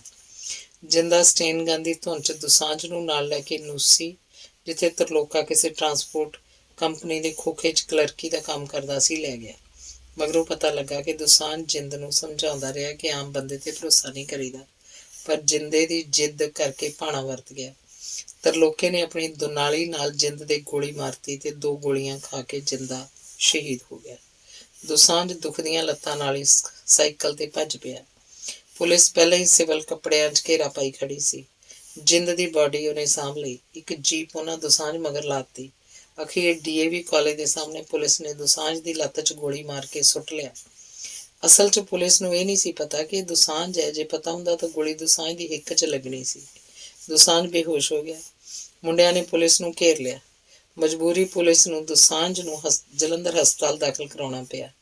ਸਾਨੂੰ ਜਦੋਂ ਜਿੰਦ ਦੀ ਖਬਰ ਮਿਲੀ ਤਾਂ ਪਤਾ ਲੱਗਾ ਜਿੰਦ ਨਾਲ ਇੱਕ ਓਪਰਾ ਜਿਹਾ ਬੰਦਾ ਸੀ। ਜਦੋਂ ਦੋਸਾਂਝ ਨੂੰ ਹੋਸ਼ ਆਈ ਉਸ ਵਕਤ ਤੱਕ ਹਸਪਤਾਲ ਦੇ ਰਿਕਾਰਡ 'ਚ ਸਭ ਕੁਝ ਦਰਜ ਹੋ ਚੁੱਕਾ ਸੀ। ਸਿਰਫ ਨਾਂ ਦਰਜ ਹੋਣ ਵਾਲਾ ਸੀ। ਜਦੋਂ ਨਾਂ ਦਰਜ ਹੋ ਗਿਆ ਤਾਂ ਉਸ ਵਕਤ ਤੱਕ ਗੱਲ ਪੁਲਿਸ ਦੇ ਹੱਥੋਂ ਨਿਕਲ ਕੇ ਅਖਬਾਰਾਂ ਦੇ ਪੰਨਿਆਂ ਤੇ ਆ ਚੁੱਕੀ ਸੀ। ਉਸ ਤੋਂ ਬਾਅਦ ਦੋਸਾਂਝ ਕਈ ਹਸਪਤਾਲਾਂ ਤੇ ਜੇਲ੍ਹਾਂ ਦੀ ਯਾਤਰਾ ਕਰਦਾ। ਜਦੋਂ ਤੁਰਨ ਫਿਰਨ ਜੋਗਾ ਹੋਇਆ ਤਾਂ ਮੈਂ ਦੇਸ਼ ਤੋਂ ਪਰਦੇਸੀ ਹੋ ਚੁੱਕਾ ਸੀ। ਹਰ ਵਾਰ ਵਤਨ ਵਾਪਸੀ ਤੇ ਜਦੋਂ ਵੀ ਕੋਈ ਪੁਰਾਣਾ ਸਾਥੀ ਮਿਲਦਾ ਮੈਂ ਸਭ ਤੋਂ ਪਹਿਲਾਂ ਦੋਸਾਂਝ ਦਾ ਪੁੱਛਦਾ। ਗਰੁੱਪਬਾਜ਼ੀ ਕਰਕੇ ਕਈ ਲੋਕ ਤਾਂ ਦੱਸ ਦਿੰਦੇ, ਕਈ ਕਹਿੰਦੇ ਸਾਨੂੰ ਨਹੀਂ ਪਤਾ। ਕਈ ਵਾਰ ਨੇੜੇ ਤੇੜੇ ਹੀ ਮਿਲਣ ਤੋਂ ਰਹਿ ਜਾਂਦੇ। ਮੇਰੇ ਗਿਣਤੀ ਦੇ ਦਿਨ ਝੱਟ ਮੁੱਕ ਜਾਂਦੇ ਤੇ ਉਸ ਯੋਧੇ ਦੇ ਅਣਗਿਣਤ ਕੰਮ ਉਹਨੂੰ ਵੇਲ ਨਾ ਕੱਢਣ ਦਿੰਦੇ। ਤੇ ਫਿਰ ਇੱਕ ਦਿਨ ਉਸ ਯੋਧੇ ਸਿਰੜੀ ਤੇ ਸਿਦਕੀ ਸੂਰਮੇ ਦੀ ਇਸ ਦੁਨੀਆ ਤੋਂ ਤੁਰ ਜਾਣ ਦੀ ਮਨਹੂਸ ਖਬਰ ਨੇ ਮਨ ਦੇ ਕੈਨਵਸ ਤੇ ਇੱਕ ਡੂੰਘੀ ਝਰੀਟ ਮਾਰ ਦਿੱਤੀ। ਮੈਂ ਕਈ ਦਿਨ ਸੋਚਦਾ ਰਿਹਾ ਕਿ ਉਹਨੂੰ ਸ਼ਰਧਾਂਜਲੀ ਭੇਟ ਕਰਾਂ, ਪਰ ਹਰ ਵਾਰ ਸ਼ਰਧਾਂਜਲੀ ਸ਼ਬਦ ਉਹਦੇ ਘਾਟੇ ਦੇ ਮੇਚ ਦਾ ਨਹੀਂ ਲੱਗਾ। ਇਹ ਸ਼ਬਦ ਅੱਜ ਚੋਰ ਉਚੱਕੇ ਲੀਡਰਾਂ ਦੀ ਕੁੱਤੇ ਵਰਗੀ ਮੌਤ ਲਈ ਵੀ ਆਮ ਵਰਤਿਆ ਜਾਂਦਾ। ਮੈਂ ਬੁੱਧੀਜੀਵੀ ਲੋਕਾਂ ਨੂੰ ਅਪੀਲ ਕਰਦਾ ਕਿ ਇਸ ਤਰ੍ਹਾਂ ਦੇ ਮਹਾਨ ਯੋਧੇ ਦੇ ਚਲਾਣੇ ਤੇ ਵਰਤਣ ਲਈ ਕੋਈ ਅਜਿਹਾ ਸ਼ਬਦ ਢੂੰਡਣ ਜੋ ਇਹਨਾਂ ਦੇ ਸੰਘਰਸ਼ਮਈ ਜੀਵਨ ਦੀ ਤਰਜਮਾਨੀ ਕਰ ਸਕਦਾ ਹੋਵੇ। ਉਂਝ ਇਸ ਤਰ੍ਹਾਂ ਦੇ ਯੋਧਿਆਂ ਦੇ ਤੁਰ ਜਾਣ ਬਾਅਦ ਚਾਨਣੀ ਹੌਕੇ ਭਰਦੀ ਰਹਿੰਦੀ ਹੈ ਤੇ ਤਾਰਿਆਂ ਨੂੰ ਰਾਤ ਰਾਤ ਭਰ ਨੀਂਦ ਨਹੀਂ ਆਉਂਦੀ, ਕਿਉਂਕਿ ਜ਼ਮੀਨ ਨੇ ਉਹਨਾਂ ਦਾ ਇੱਕ ਹੋਰ ਅਸਮਾਨ ਖਾ ਲਿਆ ਹੁੰਦਾ। ਅਗਲਾ ਲੇਖ ਹੈ ਇਕਬਾਲ ਮੰਗੂਵਾਲ। ਉਹ ਜਦੋਂ ਵੀ ਆਉਂਦਾ ਇਸ ਤਰ੍ਹਾਂ ਲੱਗਦਾ ਜਿਵੇਂ ਕਿਸੇ ਨੇ ਉਸ ਲਈ ਸਾਰੀ ਧਰਤੀ ਕਲੀ ਕਰਾਤੀ ਹੋਵੇ। ਉਹਦੇ ਪੈਰ ਇਸ ਤਰ੍ਹਾਂ ਹਰਕਤਾਂ ਕਰਦੇ ਜਿਵੇਂ ਉਹ ਫੁੱਟਬਾਲ ਦੀ ਗਰਾਊਂਡ 'ਚ ਫੁੱਟਬਾਲ ਦੀਆਂ ਬੁੱਚੀਆਂ ਪਵਾ ਰਿਹਾ ਹੋਵੇ। ਉਹਦੇ ਸਰੀਰ ਦੇ ਬਾਕੀ ਅੰਗਾਂ ਵਿੱਚ ਵੀ ਲੋਹੜੇ ਦਾ ਫੁਰਤੀਲਾਪਨ ਸੀ। ਉਹ ਆਪਣੇ ਕਾਲਜ ਦੇ ਦਿਨਾਂ 'ਚ SN ਕਾਲਜ ਬੰਗਾ ਦੀ ਫੁੱਟਬਾਲ ਦੀ ਟੀਮ ਦਾ ਮੋਹਰੀ ਖਿਡਾਰੀ ਗਿਣਿਆ ਜਾਂਦਾ ਰਿਹਾ ਸੀ। ਬੰਗਾਲ ਦੀ ਕੁੱਖ ਵਿੱਚੋਂ ਜਨਮੀ ਨਕਸਲਵਾੜੀ ਲਹਿਰ ਨੇ ਹੌਲੀ-ਹੌਲੀ ਸਾਰੇ ਭਾਰਤ ਵਿੱਚ ਆਪਣੇ ਨਕਸ਼ ਨਿਖਾਰਨੇ ਸ਼ੁਰੂ ਕਰ ਦਿੱਤੇ ਸੀ। ਇਸ ਲਹਿਰ ਨੇ ਪੰਜਾਬ ਵਿਚਲੇ ਦੁਆਬੇ ਦਾ ਪਿੰਡ ਮੰਗੂਵਾਲ, ਜੋ ਖਟਕੜ ਕਲਾਂ ਸ਼ਹੀਦ ਭਗਤ ਸਿੰਘ ਤੇ ਉਹਦੇ ਚਾਚੇ ਅਜੀਤ ਸਿੰਘ ਦਾ ਪਿੰਡ ਹੈ, ਉਹਦੀ ਬਗਲ ਵਿੱਚ ਇੱਕ ਛੋਟਾ ਜਿਹੇ ਪਿੰਡ ਨੂੰ ਪੰਜਾਬ ਦੇ ਨਕਸ਼ੇ ਤੇ ਉਭਾਰਿਆ। ਜਦੋਂ ਦਰਸ਼ਨ ਖਟਕੜ ਨੇ ਇਸ ਪਿੰਡ 'ਚ ਉੱਠ ਕੇ ਇਸ ਰਾਹ ਤੇ ਕਦਮ ਧਰਿਆ ਤਾਂ ਸ਼ਾਇਦ ਉਹਨੂੰ ਆਪਣੇ ਪਿੰਡ ਦੀ ਅਣਜਾਣਤਾ ਦਾ ਅਹਿਸਾਸ ਹੋਇਆ ਹੋਵੇਗਾ। ਇਸ ਲਈ ਉਹਨੇ ਆਪਣੇ ਨਾਂ ਨਾਲ ਗੁਆਂਢ ਦੇ ਮਸ਼ਹੂਰ ਪਿੰਡ ਖਟਕੜ ਦਾ ਨਾਂ ਜੋੜ ਲਿਆ ਹੋ ਸਕਦਾ ਹੈ। ਸ਼ਾਇਦ ਭਗਤ ਸਿੰਘ ਦਾ ਪਿੰਡ ਕਰਕੇ ਉਹਨੇ ਆਪਣੇ ਨਾਂ ਨਾਲ ਜੋੜ ਲਿਆ। ਮਗਰੋਂ ਜਾ ਕੇ ਬਿੱਲੂ ਜਸਵੰਤ ਖਟਕੜ ਨੇ, ਜੋ ਦਰਸ਼ਨ ਦਾ ਚਾਚੇ ਤਾਏ ਦਾ ਪੁੱਤ ਭਰਾ ਹੈ, ਵੀ ਇਹੋ ਖਟਕੜ ਉਪਨਾਂ ਆਪਣੇ ਨਾਂ ਨਾਲ ਜੋੜ ਲਿਆ। ਫਿਰ ਇੱਥੋਂ ਕੋਈ ਅੱਧੀ ਦਰਜਨ ਨੌਜਵਾਨ ਇਸ ਸ਼ਹਿਰ 'ਚ ਕੁੱਦੇ, ਜਿਨ੍ਹਾਂ 'ਚ ਕਿਸ਼ੂ ਤੇ ਇਕਬਾਲ ਜਾਂ ਕੁਲਵੰਤ ਅੰਡਰਗਰਾਊਂਡ ਪਾਰਟੀ ਨਾਂ ਸੀ, ਦੋਵੇਂ ਸ਼ਹੀਦ ਹੋ ਗਏ। ਕਿਸ਼ੂ ਦੀ ਸ਼ਹੀਦੀ ਤਾਂ ਪਾਰਟੀ ਵਿਚਲੇ ਕੁਝ ਮੱਕਾਰ ਤੇ ਗੱਦਾਰਾਂ ਦੀ ਗੱਦਾਰੀ ਸੀ, ਜੋ ਇਸ ਲੇਖ ਦਾ ਵਿਸ਼ਾ ਨਹੀਂ। ਇਸ ਬਾਰੇ ਕਦੀ ਫੇਰ ਲਿਖਾਂਗਾ। ਇਕਬਾਲ ਮੈਨੂੰ ਮੇਰੇ ਛੋਟੇ ਭਰਾ ਚਰਨ ਵਰਗਾ ਹੀ ਲੱਗਦਾ ਹੈ। ਉਹ ਜਦੋਂ ਪਹਿਲੀ ਵਾਰ ਆਇਆ, ਨਾਲ ਰਵਿੰਦਰ ਜ਼ੀਰਵੀ ਤੇ ਕਿਸ਼ੂ ਸੀ। ਰਵੀ ਮੈਨੂੰ ਪਹਿਲਾਂ ਮਿਲ ਚੁੱਕਾ ਸੀ। ਕਿਸ਼ੂ ਤੇ ਇਕਬਾਲ ਦੋਵੇਂ ਨਵੇਂ ਸਾਥੀ ਸੀ। ਨਿਰਵੈਰ ਉਦੋਂ ਲੱਖਣ ਕੇ ਪੱਡੇ ਸਿਲਾਈ ਸਿਖਾਉਣ ਜਾਂਦੀ ਹੁੰਦੀ ਸੀ। ਇੱਥੇ ਸਰਕਾਰ ਦੇ ਕੋਆਪਰੇਟਿਵ ਮਹਿਕਮੇ ਵੱਲੋਂ ਸਕੂਲ ਖੋਲ੍ਹਿਆ ਸੀ। ਮੈਨੂੰ ਸਕੂਲੇ ਗਰਮੀਆਂ ਦੀਆਂ ਛੁੱਟੀਆਂ ਸੀ। ਮੇਰੀ ਭੂਆ ਦਾ ਲੜਕਾ ਮੇਰੇ ਕੋਲ ਰਹਿੰਦਾ ਸੀ। ਉਹ ਰੋਜ਼ ਡੋਗਰਾਂ ਵਾਲੇ ਜਾਂਦਾ, ਜਿੱਥੇ ਮੈਂ ਆਪਣੀ ਜ਼ਮੀਨ 'ਚ ਖਰਬੂਜੇ ਬੀਜੇ ਸੀ, ਤੇ ਦੁਪਹਿਰ ਤੋਂ ਪਹਿਲਾਂ ਖਰਬੂਜਿਆਂ ਦੀ ਬੋਰੀ ਭਰ ਕੇ ਸਾਈਕਲ ਤੇ ਰੱਖ ਲਿਆਂਦਾ ਸੀ। ਆਪਣੇ ਖਾਣ ਜੋਗੇ ਰੱਖ ਕੇ ਬਾਕੀ ਆਂਢ ਗੁਆਂਢ ਵੰਡ ਦਿੰਦੇ। ਨਿਰਵੈਰ ਸਾਡੇ ਲਈ ਦੁਪਹਿਰ ਦੀ ਰੋਟੀ ਪਕਾ ਕੇ ਰੱਖ ਜਾਂਦੀ। ਲੋਡੇ ਵੇਲੇ ਆ ਜਾਂਦੀ। ਘਰ ਅਸੀਂ 4 ਜੀ ਹੁੰਦੇ। 5ਵੀਂ ਨਿਰਵੈਰ ਦੀ ਭੈਣ, ਜੋ ਨੌਕਰੀ ਕਰਦੀ ਸੀ, ਉਹ ਰਹਿੰਦੀ ਸੀ। ਉਸ ਦਿਨ ਵੀ ਅਸੀਂ 4 ਜੀ ਹੀ ਸੀ ਜਦੋਂ ਇਹਨਾਂ ਤਿੰਨਾਂ ਸੂਰਮਿਆਂ ਨੇ ਘਰ 'ਚ ਪ੍ਰਵੇਸ਼ ਕੀਤਾ। ਰੋਟੀਆਂ ਸਾਰਿਆਂ ਜੋਗੀਆਂ ਤਾਂ ਨਹੀਂ ਸੀ, ਇਸ ਲਈ ਅਸੀਂ ਉਸ ਦਿਨ ਦੁਪਹਿਰਾ ਥੋੜ੍ਹੀ ਹਿੱਸੇ ਆਉਂਦੀ ਰੋਟੀ ਤੇ ਖਰਬੂਜਿਆਂ ਨਾਲ ਲੇੜ ਕੇ ਕੀਤਾ। ਜਦੋਂ ਨਿਰਵੈਰ ਆਈ, ਘਰ 'ਚ ਖਰਬੂਜਿਆਂ ਦੇ ਕੱਪੜ ਤੇ ਬੀਆਂ ਦਾ ਚੰਗਾ ਖਲਾਰਾ ਪਿਆ ਸੀ। ਤਰਕਾਲਾਂ ਨੂੰ ਚਾਹ ਪੀ ਕੇ ਉਹ ਤਿੰਨੋਂ ਚਲੇ ਗਏ। ਛੁੱਟੀਆਂ ਤੋਂ ਬਾਅਦ ਸਕੂਲ ਖੁੱਲ੍ਹ ਗਏ ਸੀ। ਹੁਣ ਇਕਬਾਲ ਸਿੱਧਾ ਮੇਰੇ ਕੋਲ ਸਕੂਲ ਆ ਜਾਂਦਾ। ਅਸੀਂ ਲੋੜੀਂਦਾ ਸਲਾਹ ਮਸ਼ਵਰਾ ਕਰਦੇ। ਕਈ ਵਾਰ ਉਹਦੇ ਨਾਲ ਕਿਸ਼ੂ ਵੀ ਹੁੰਦਾ। ਆਮ ਤੌਰ 'ਤੇ ਸਾਡੀਆਂ ਸਕੀਮਾਂ ਹਥਿਆਰ ਪ੍ਰਾਪਤ ਕਰਨ ਦੇ ਸਾਧਨਾਂ ਬਾਰੇ ਹੁੰਦੀਆਂ। ਮੇਰੇ ਇੱਕ ਸਕੂਲ ਦੇ ਸਾਥੀ ਕੋਲ ਪਿਸਤੌਲ ਸੀ। ਇੱਕ ਦਿਨ ਅਸੀਂ ਉਸ ਨਾਲ ਗੱਲ ਕੀਤੀ ਕਿ ਸਾਨੂੰ ਕੁਝ ਗੋਲੀਆਂ ਚਾਹੀਦੀਆਂ ਹਨ। ਉਹ ਮੰਨ ਗਿਆ। ਨਾਲ ਹੀ ਕਹਿਣ ਲੱਗਾ, ਪਿੰਡੋਂ ਆ ਕੇ ਲੈਣੀਆਂ ਪੈਣਗੀਆਂ। ਅਸੀਂ ਉਸ ਨਾਲ ਦਿਨ ਤੇ ਵਕਤ ਮੁਕਰਰ ਕਰ ਲਿਆ। ਇਕਬਾਲ ਮੁਕਰਰ ਕੀਤੇ ਦਿਨ ਤੇ ਗੋਲੀਆਂ ਲੈ ਆਇਆ। ਇਕਬਾਲ ਰਾਤ ਨੂੰ ਬਹੁਤ ਘੱਟ ਮੇਰੇ ਘਰ ਰਹਿੰਦਾ ਸੀ। ਜੇਕਰ ਰਹਿਣਾ ਪੈ ਜਾਏ ਤਾਂ ਅਸੀਂ ਦੋਵੇਂ ਪਿੰਡ ਡੋਗਰਾ ਵਾਲੇ ਮੇਰੀ ਜ਼ਮੀਨ ਵੱਲ ਸ਼ਾਮ ਨੂੰ ਚਲੇ ਜਾਂਦੇ ਤੇ ਰਾਤ ਹਨੇਰੇ ਹੋਏ ਘਰ ਆਉਂਦੇ। ਰੋਟੀ ਖਾ ਕੇ ਫਿਰ ਗੱਲੀਂ ਰੁੱਝ ਜਾਂਦੇ। ਅੱਜ ਜਦੋਂ ਸਤਰਾਂ ਲਿਖ ਰਿਹਾ ਤਾਂ ਸੋਚਦਾ ਕਿ ਉਹ ਕਿਸ ਤਰ੍ਹਾਂ ਦੇ ਮਸਲੇ ਸੀ, ਕਿਸ ਤਰ੍ਹਾਂ ਦੀਆਂ ਗੱਲਾਂ ਸੀ, ਜੋ ਘੰਟਿਆਂ ਬੱਧੀ ਗੱਲਾਂ ਕਰਦਿਆਂ ਵੀ ਨਹੀਂ ਸੀ ਮੁੱਕਦੀਆਂ। ਉਹ ਸਵੇਰੇ ਸਵਖਤੇ ਉੱਠ ਕੇ ਟੁਰ ਜਾਂਦਾ। ਸਾਡਾ ਉਸ ਵਕਤ ਇੱਕ ਅਸੂਲ ਸੀ, ਜਿਹਤੇ ਬੜੀ ਸਖਤੀ ਨਾਲ ਅਮਲ ਕੀਤਾ ਜਾਂਦਾ। ਕਿਸੇ ਵੀ ਸਾਥੀ ਨੂੰ ਇਹ ਨਹੀਂ ਪੁੱਛਣਾ ਕਿੱਥੋਂ ਆਏ ਹੋ, ਕਿੱਥੇ ਜਾਣਾ ਹੈ। ਦੂਜਾ, ਨਵੇਂ ਸਾਥੀ ਦਾ ਨਾਂ ਨਹੀਂ ਪੁੱਛਣਾ। ਉਂਝ ਸਾਥੀ ਆਪ ਹੀ ਨਾਂ ਦੱਸ ਦਿੰਦੇ ਸੀ, ਭਾਵੇਂ ਪਾਰਟੀ ਦਾ ਗੁਪਤ ਨਾਂ ਹੀ ਦੱਸਾਂ। ਸਾਨੂੰ ਨਾਂ ਨਾਲ ਬਹੁਤਾ ਸਰੋਕਾਰ ਨਹੀਂ ਸੀ ਹੁੰਦਾ। ਅਸੀਂ ਤਾਂ ਸਿਰਫ ਬੁਲਾਉਣ ਲਈ ਨਾਂ ਪਤਾ ਕਰਨਾ ਹੁੰਦਾ ਸੀ। ਉਂਝ ਮੈਨੂੰ ਤਕਰੀਬਨ ਸਭ ਸਾਥੀ ਆਪਣਾ ਅਸਲੀ ਨਾਂ ਹੀ ਦੱਸ ਦਿੰਦੇ ਸੀ। 1-2 ਵਾਰ ਮੈਨੂੰ ਇਕਬਾਲ ਦਰਸ਼ਨ ਖਟਕੜ ਦੇ ਮਿਲਣ ਬਾਰੇ ਗੱਲ ਕੀਤੀ। ਦਰਸ਼ਨ ਉਹਨਾਂ ਦਿਨਾਂ 'ਚ ਹੁਣ ਵਾਂਗ ਬੜਾ ਹੀ ਰੁੱਝਿਆ ਹੋਇਆ ਸੀ। ਉਹਦੀਆਂ ਜ਼ਿੰਮੇਵਾਰੀਆਂ ਤੇ ਕੰਮ ਆਮ ਵਰਕਰ ਤੋਂ ਕਈ ਗੁਣਾ ਵੱਧ ਸੀ। ਫਿਰ ਮੈਨੂੰ ਦੱਸਿਆ ਗਿਆ ਕਿ ਤੂੰ ਉਹਨੂੰ ਪਹਿਲਾਂ ਮਿਲ ਚੁੱਕਾ ਹੈ, ਪਰ ਇਹ ਨਾ ਦੱਸਿਆ ਕਿ ਕਿੱਥੇ ਮਿਲਿਆ। ਅਸਲ 'ਚ ਮੈਨੂੰ ਇਹ ਯਾਦ ਨਹੀਂ ਸੀ। ਸਾਡੀ ਪ੍ਰਾਈਵੇਟ ਟੀਚਰਾਂ ਦੀ ਇੱਕ ਬਹੁਤ ਵੱਡੀ ਹੜਤਾਲ ਹੋਈ ਸੀ। ਉਸ ਹੜਤਾਲ 'ਚ ਕੋਈ 2,500 ਟੀਚਰ ਜੇਲ੍ਹ ਗਿਆ ਸੀ। ਮੈਂ ਵੀ ਪਟਿਆਲੇ ਜੇਲ੍ਹ 'ਚ ਸੀ। ਜੇਲ੍ਹ 'ਚ ਅਸੀਂ ਰੋਜ਼ ਰਾਤ ਨੂੰ ਕਵੀ ਦਰਬਾਰ ਕਰਦੇ ਸੀ। ਜਿਹੜੇ ਵੀ ਟੀਚਰ ਕਵਿਤਾ ਲਿਖਦੇ ਸੀ, ਉਹ ਰਾਤ ਨੂੰ ਆਪਣੀਆਂ ਕਵਿਤਾਵਾਂ ਸੁਣਾਉਂਦੇ ਸੀ। ਇੱਕ ਸ਼ਾਮ ਕਵੀ ਦਰਬਾਰ ਤੋਂ ਪਹਿਲਾਂ ਮੇਰੇ ਕਾਲਜ ਦਾ ਇੱਕ ਪੁਰਾਣਾ ਵਿਦਿਆਰਥੀ, ਜੋ ਹੁਣ ਸਰਹਾਲ ਕਾਜ਼ੀਆ ਮਾਸਟਰ ਸੀ, ਮੈਨੂੰ ਕਹਿਣ ਲੱਗਾ, ਰਾਹੀ, ਇੱਕ ਸਾਡਾ ਟੀਚਰ ਵੀ ਕਵਿਤਾ ਬੋਲਣੀ ਚਾਹੁੰਦਾ ਹੈ। ਮੈਂ ਕਿਹਾ ਠੀਕ ਹੈ, ਉਹਨੂੰ ਕਹਿਣਾ ਨਾਂ ਲਿਖਾ ਦੇਵੇ। ਪਰ ਕਿਸੇ ਨੇ ਵੀ ਨਾਂ ਲਿਖਾਇਆ ਜਾਂ ਪਤਾ ਨਹੀਂ ਮੇਰੇ ਪਾਸੋਂ ਟਾਈਮ ਨਹੀਂ ਦੇ ਹੋਇਆ। ਕਵੀ ਦਰਬਾਰ ਤੋਂ ਬਾਅਦ ਉਹ ਟੀਚਰ ਵੀਰ ਵਿਕਰਮ ਮੈਨੂੰ ਆਪਣੀ ਹਵਾਲਾ 'ਚ ਲੈ ਗਿਆ। ਉੱਥੇ ਇੱਕ ਟੀਚਰ ਕੰਬਲ ਲਪੇਟੀ ਬਿਮਾਰ ਪਿਆ ਸੀ। ਮੈਂ ਉਹਨੂੰ ਮਿਲਿਆ, ਉਹਦਾ ਹਾਲ ਪੁੱਛਿਆ, ਕਵਿਤਾ ਵੀ ਸੁਣੀ। ਉਸ ਤੋਂ ਬਾਅਦ ਅਸੀਂ ਮਿਲਣ ਲੱਗ ਪਏ। ਉਸ ਵਕਤ ਉਹ ਦਰਸ਼ਨ ਸਿੰਘ ਸੀ ਜੋ ਬਾਅਦ 'ਚ ਦਰਸ਼ਨ ਖਟਕੜ ਬਣ ਗਿਆ। ਇੱਕ ਦਿਨ ਤਰਕਾਲੀ ਘੁਸਮੁਸੇ ਜਿਹੇ 3 ਸਾਥੀ ਆਏ, ਇਕਬਾਲ ਤੇ 2 ਓਪਰੇ। ਅਸੀਂ ਅੰਦਰ ਬੈਠ ਕੇ ਨਿਰਵੈਰ ਨੇ ਸਟੋਵ ਤੇ ਮਸਰਾਂ ਦੀ ਦਾਲ ਧਰ ਦਿੱਤੀ ਤੇ ਚੁੱਲ੍ਹੇ ਤੇ ਤਵਾ ਰੱਖ ਕੇ ਫੁਲਕੇ ਰਾੜਨ ਲੱਗ ਪਈ। ਸਿਆਲ ਸੀ, ਸਭ ਨੇ ਬੁੱਕਲਾਂ ਮਾਰੀਆਂ ਸੀ। ਦੋਹਾਂ ਉੱਪਰੇ ਸਾਥੀਆਂ ਵਿੱਚੋਂ ਇੱਕ ਦਰਸ਼ਨ ਖਟਕੜ ਸੀ। ਮੈਨੂੰ ਉਹਨੂੰ ਪਛਾਣਨ 'ਚ ਕੋਈ ਦੇਰ ਨਾ ਲੱਗੀ। ਇਸ ਤਰ੍ਹਾਂ ਮੇਰੀ ਤੇ ਦਰਸ਼ਨ ਦੀ ਦੂਸਰੀ ਮਿਲਣੀ ਦਰਸ਼ਨ ਨਾਲ ਇੱਕ ਅਧਿਆਪਕ ਤੋਂ ਖਾੜਕੂ ਦੇ ਰੂਪ 'ਚ ਹੋਈ ਸੀ, ਜੋ ਇਕਬਾਲ ਨੇ ਕਰਾਈ ਸੀ। ਉਸ ਤੋਂ ਬਾਅਦ ਅਸੀਂ ਅਕਸਰ ਮਿਲਦੇ ਰਹਿੰਦੇ ਸੀ। ਦਰਸ਼ਨ ਖਟਕੜ ਇੱਕ ਬਹੁਤ ਹੀ ਵਧੀਆ ਕਵੀ ਸੀ, ਜਿਹਦੀ ਕਵਿਤਾ ਨੂੰ ਉਹਦੇ ਸੰਘਰਸ਼ਮਈ ਜੀਵਨ ਵਿਚਲਾ ਸੰਘਰਸ਼ ਆਪਣੇ ਪੈਰਾਂ 'ਚ ਮਧੋਲ ਕੇ ਲੰਘ ਗਿਆ। ਖੈਰ, ਇੱਕ ਵੱਖਰਾ ਵਿਸ਼ਾ। ਸਭ ਅੰਡਰਗਰਾਊਂਡ ਸਾਥੀਆਂ ਦੇ ਸਿਰਾਂ ਦੇ ਮੁੱਲ ਸੀ, ਕਿਸੇ ਦਾ ਵੱਧ, ਕਿਸੇ ਦਾ ਘੱਟ। ਜਿੰਨਾ ਕੋਈ ਸਰਕਾਰ ਲਈ ਬਹੁਤਾ ਖਤਰਨਾਕ, ਓਨਾ ਹੀ ਸਿਰ ਦਾ ਮੁੱਲ ਵੱਧ। ਜੇਕਰ ਕੋਈ ਘੱਟ ਖਤਰਨਾਕ, ਓਨਾ ਘੱਟ ਮੁੱਲ। ਵੱਧ ਤੋਂ ਵੱਧ ਉਸ ਵਕਤ 5000 ਹੁੰਦਾ ਸੀ। ਇਕਬਾਲ ਵੀ 5000 'ਚ ਹੀ ਆਉਂਦਾ ਸੀ। ਸਭ ਦੀਆਂ ਫੋਟੋ ਹਰ ਥਾਣੇ 'ਚ ਲੱਗੀਆਂ ਹੁੰਦੀਆਂ। ਜਿਹਨੂੰ ਪੁਲਿਸ ਝੂਠੇ ਪੁਲਿਸ ਮੁਕਾਬਲੇ 'ਚ ਸ਼ਹੀਦ ਕਰਦੀ ਸੀ, ਸਿਰਫ ਉਸੇ ਦੀ ਫੋਟੋ ਥਾਣੇ ਦੇ ਨੋਟਿਸ ਬੋਰਡ ਤੋਂ ਲੱਥਦੀ ਸੀ। ਇੱਕ ਵਾਰ ਦੀਵਾਲੀ ਵਾਲੇ ਦਿਨ ਇਕਬਾਲ ਮੇਰੇ ਕੋਲ ਆਇਆ। ਇਕੱਲਿਆਂ ਅੰਡਰਗਰਾਊਂਡ ਲੋਕਾਂ ਦੀ ਕਾਹਦੀ ਦੀਵਾਲੀ। ਉਸ ਰਾਤ ਉਹ ਮੇਰੇ ਕੋਲ ਰਿਹਾ। ਅਸੀਂ ਕਪੂਰਥਲੇ ਦੇ ਮੇਨ ਬਾਜ਼ਾਰ 'ਚ ਘੁੰਮ ਕੇ ਦੀਵਾਲੀ ਵੇਖੀ। ਉਹਨੇ ਲਵਲੀ, ਮੇਰੀ ਬੇਟੀ, ਨੂੰ ਕੁੱਛੜ ਚੁੱਕਿਆ ਹੋਇਆ ਸੀ। ਲਾਡੀ, ਮੇਰਾ ਵੱਡਾ ਬੇਟਾ, ਸਾਡੇ ਨਾਲ ਸੀ। ਅਸੀਂ ਮਠਿਆਈ, ਪਟਾਕੇ ਆਦਿ ਨਿਆਣਿਆਂ ਨੂੰ ਖਰੀਦ ਕੇ ਦਿੱਤੇ। ਥਾਂ ਥਾਂ ਪੁਲਿਸ ਘੁੰਮ ਰਹੀ ਸੀ ਤੇ ਅਸੀਂ ਬੇਖਬਰ ਬਾਜ਼ਾਰ 'ਚ ਘੁੰਮਦੇ ਫਿਰਦੇ ਸੀ। ਉਧਰ ਕੋਤਵਾਲੀ 'ਚ ਉਹਦੀ ਫੋਟੋ ਇਨਾਮ ਸਣੇ ਕੋਤਵਾਲੀ ਦੇ ਨੋਟਿਸ ਬੋਰਡ 'ਤੇ ਲੱਗੀ ਹੋਈ ਸੀ। ਸਾਡੀ ਚਮੜੀ ਵਿੱਚ ਤਾਂ ਡਰ ਨਾਂ ਦੀ ਕੋਈ ਵਸਤੂ ਹੀ ਨਹੀਂ ਸੀ। ਫਿਰ ਉਹਨੇ ਆ ਕੇ ਨਿਆਣਿਆਂ ਨਾਲ ਫੁੱਲਝੜੀਆਂ ਵੀ ਚਲਾਈਆਂ। ਕਿਸੇ ਨੂੰ ਕੀ ਖਬਰ ਕਿ ਸਰਕਾਰ ਲਈ ਇੰਨਾ ਖਤਰਨਾਕ ਭਗੌੜਾ ਨਿੱਕੀਆਂ ਨਿੱਕੀਆਂ ਖੁਸ਼ੀਆਂ ਦਾ ਵੀ ਤਰਿਆਇਆ ਹੁੰਦਾ ਹੈ। ਉਸ ਰਾਤ ਉਹ ਬੜਾ ਖੁਸ਼ ਸੀ। ਉਂਝ ਖੁਸ਼ ਤਾਂ ਉਹ ਸਦਾ ਰਹਿੰਦਾ ਸੀ। ਉਹਨਾਂ ਦਿਨਾਂ 'ਚ ਟਾਊਟਾਂ ਨੇ ਬੜਾ ਤੰਗ ਕੀਤਾ ਸੀ। ਕਈ ਟਾਊਟ ਤਾਂ ਸੋਧ ਦਿੱਤੇ ਸੀ, ਕਈ ਡਰਦੇ ਟਾਊਟੀ ਛੱਡ ਗਏ ਸੀ।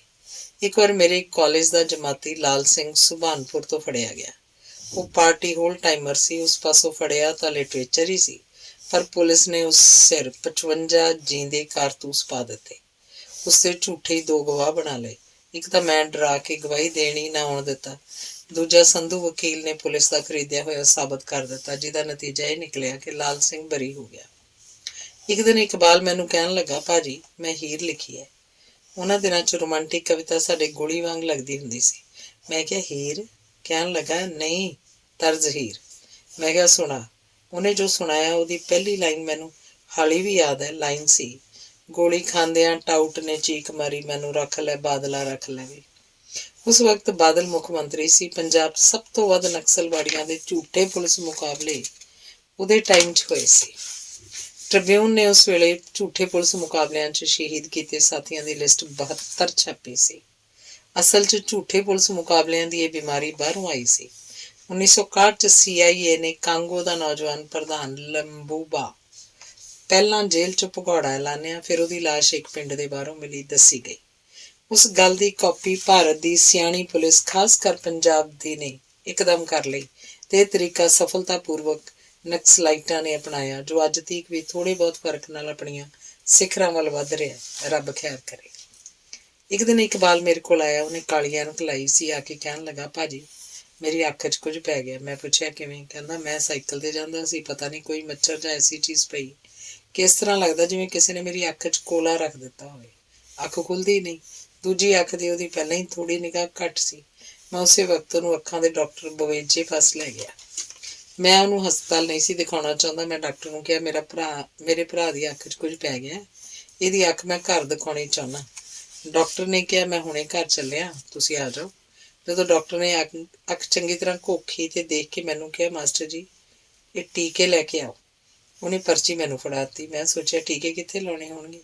ਜਦ ਮੈਂ ਟੀਕੇ ਲੈ ਕੇ ਆਇਆ, ਡਾਕਟਰ ਨੇ ਇੱਕ ਟੀਕਾ ਉਹਦੀ ਅੱਖ ਦੇ ਡੇਲੇ 'ਚ ਲਾ ਦਿੱਤਾ। ਦੇਖ ਕੇ ਮੇਰਾ ਤਰਾਹ ਨਿਕਲ ਗਿਆ। ਫਿਰ ਹਰ 2 ਦਿਨ ਬਾਅਦ ਟੀਕਾ ਲੱਗਣਾ ਸੀ। ਉਸ ਬਾਕੀ ਟੀਕੇ ਮੈਨੂੰ ਦੇ ਦਿੱਤੇ ਤੇ ਜਦੋਂ 4 ਟੀਕੇ ਲੱਗ ਹਟੇ ਤਾਂ ਡਾਕਟਰ ਚੈੱਕ ਕਰਕੇ ਕਹਿਣ ਲੱਗਾ, ਮਾਸਟਰ ਜੀ, ਵਧਾਈਆਂ, ਤੁਹਾਡੇ ਭਰਾ ਦੀ ਅੱਖ ਬਚ ਗਈ। ਮੈਂ ਪੁੱਛਿਆ, ਕੀ ਗੱਲ ਹੋਈ? ਉਹਨੇ ਦੱਸਿਆ, ਇਹਦੀ ਅੱਖ ਵਿੱਚ ਜੈਲੋ ਸਪਾਟ, ਇੱਕ ਕਿਸਮ ਦਾ ਜਲ ਹੀ ਗਿਆ ਸੀ। ਜੇਕਰ ਤੁਸੀਂ 1 ਅੱਧਾ ਘੰਟਾ ਵੀ ਲੇਟ ਹੋ ਜਾਂਦੇ ਤਾਂ ਅੱਖ ਖਤਮ ਸੀ। ਸੁਣ ਕੇ ਮੇਰੀ ਜਾਨ 'ਚ ਜਾਨ ਆਈ। ਫਿਰ ਡਾਕਟਰ ਨੇ ਹਫ਼ਤੇ ਦੇ 2 ਟੀਕੇ ਲਾਉਣੇ ਸ਼ੁਰੂ ਕੀਤੇ। ਹੁਣ ਅੱਖ ਠੀਕ ਸੀ। ਫਿਰ ਹਫ਼ਤੇ ਦਾ ਇੱਕ, ਪਤਾ ਨਹੀਂ ਮਹੀਨਾ ਜਾਂ ਵੱਧ ਲੱਗਣੇ ਸੀ। ਇਕਬਾਲ ਦੇ ਘਰ ਲੜਕਾ ਪੈਦਾ ਹੋਇਆ ਸੀ। ਉਹਦੀ ਵੱਡੀ ਬੇਟੀ ਮੇਰੀ ਬੇਟੀ ਲਵਲੀ ਦੀ ਹਾਨਣ ਸੀ। ਅਸੀਂ ਮਠਿਆਈ ਵੰਡੀ, ਬਹੁਤ ਖੁਸ਼ ਸੀ। ਇੱਕ ਦਿਨ ਮੈਨੂੰ ਕਹਿਣ ਲੱਗਾ, ਭਾਜੀ ਮੈਂ ਮੁੰਡੇ ਨੂੰ ਦੇਖਣ ਜਾਣਾ ਚਾਹੁੰਦਾ। ਮੈਂ ਕਿਹਾ ਇਹ ਗਲਤੀ ਨਾ ਕਰੀ, ਕਿਸੇ ਹੋਰ ਤਰੀਕੇ ਨਾਲ ਤੈਨੂੰ ਮੁੰਡਾ ਦਿਖਾਲ ਦਿਆਂਗੇ। ਉਹ ਚੁੱਪ ਜਿਹਾ ਕਰ ਗਿਆ।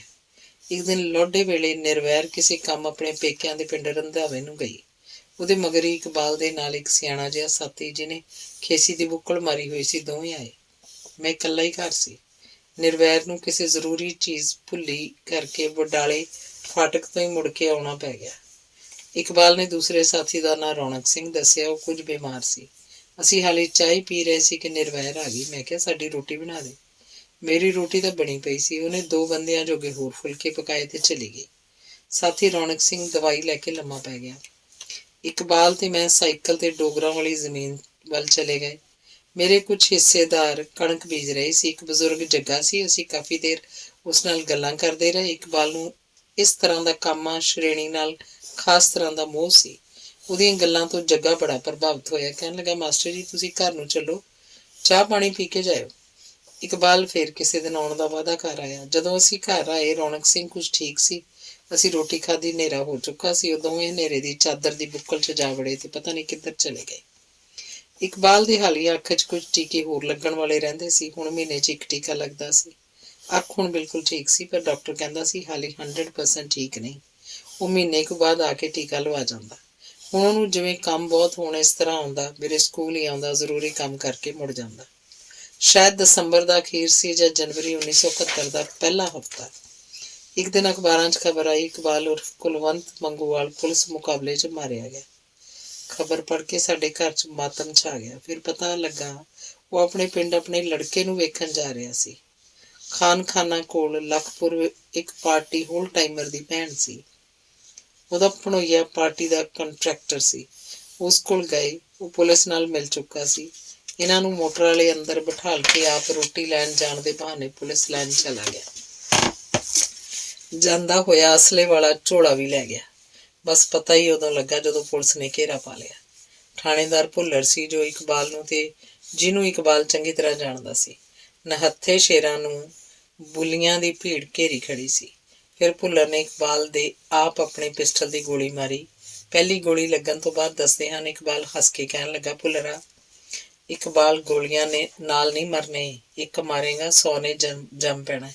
ਇਹ ਸੁਣ ਕੇ ਭੁੱਲਰ ਦੇ ਪਾਪ ਕੰਬ ਗਏ ਤੇ ਉਹਨੇ ਰਹਿੰਦੀਆਂ ਗੋਲੀਆਂ ਉਸ ਜਕੜੇ ਹੋਏ ਸ਼ੇਰ ਦੇ ਸੀਨੇ ਤੇ ਦਾਗ ਦਿੱਤੀਆਂ। ਹੁਣ ਇੱਕ ਹਸੂ ਹਸੂ ਕਰਦਾ ਚਿਹਰਾ ਤੇ ਟਪੂ ਟਪੂ ਕਰਦਾ ਸਰੀਰ ਮੌਤ ਨੇ ਖਾਮੋਸ਼ ਕਰ ਦਿੱਤਾ ਸੀ। ਭਾਵੇਂ ਮੈਂ ਨਿੱਜੀ ਤੌਰ ਤੇ ਨਿੱਜੀ ਕਤਲਾਂ ਦੇ ਹੱਕ 'ਚ ਨਹੀਂ ਸੀ, ਫਿਰ ਵੀ ਜਦੋਂ ਕਦੀ ਕੋਈ ਟਾਊਟ ਜਾਂ ਜ਼ਾਲਮ ਪੁਲਸੀਆ ਮਰਦਾ ਤਾਂ ਮਨ ਨੂੰ ਇੱਕ ਸੰਤੁਸ਼ਟੀ ਜਿਹੀ ਦਾ ਅਹਿਸਾਸ ਹੁੰਦਾ, ਜਿਵੇਂ ਇੱਕ ਦੁਸ਼ਮਣ ਖਤਮ ਹੋ ਗਿਆ ਹੋਵੇ। ਪਰ ਇਸ ਪਾਰਟੀ ਲਾਈਨ ਨੇ ਪਾਰਟੀ ਦਾ ਬੜਾ ਨੁਕਸਾਨ ਕੀਤਾ। ਜਦੋਂ ਕਦੀ ਕੋਈ ਸਾਥੀ ਸ਼ਹੀਦ ਹੋ ਜਾਂਦਾ ਤਾਂ ਦਿਲ ਦਾ ਰੁੱਗ ਜਿਹਾ ਭਰਿਆ ਜਾਂਦਾ।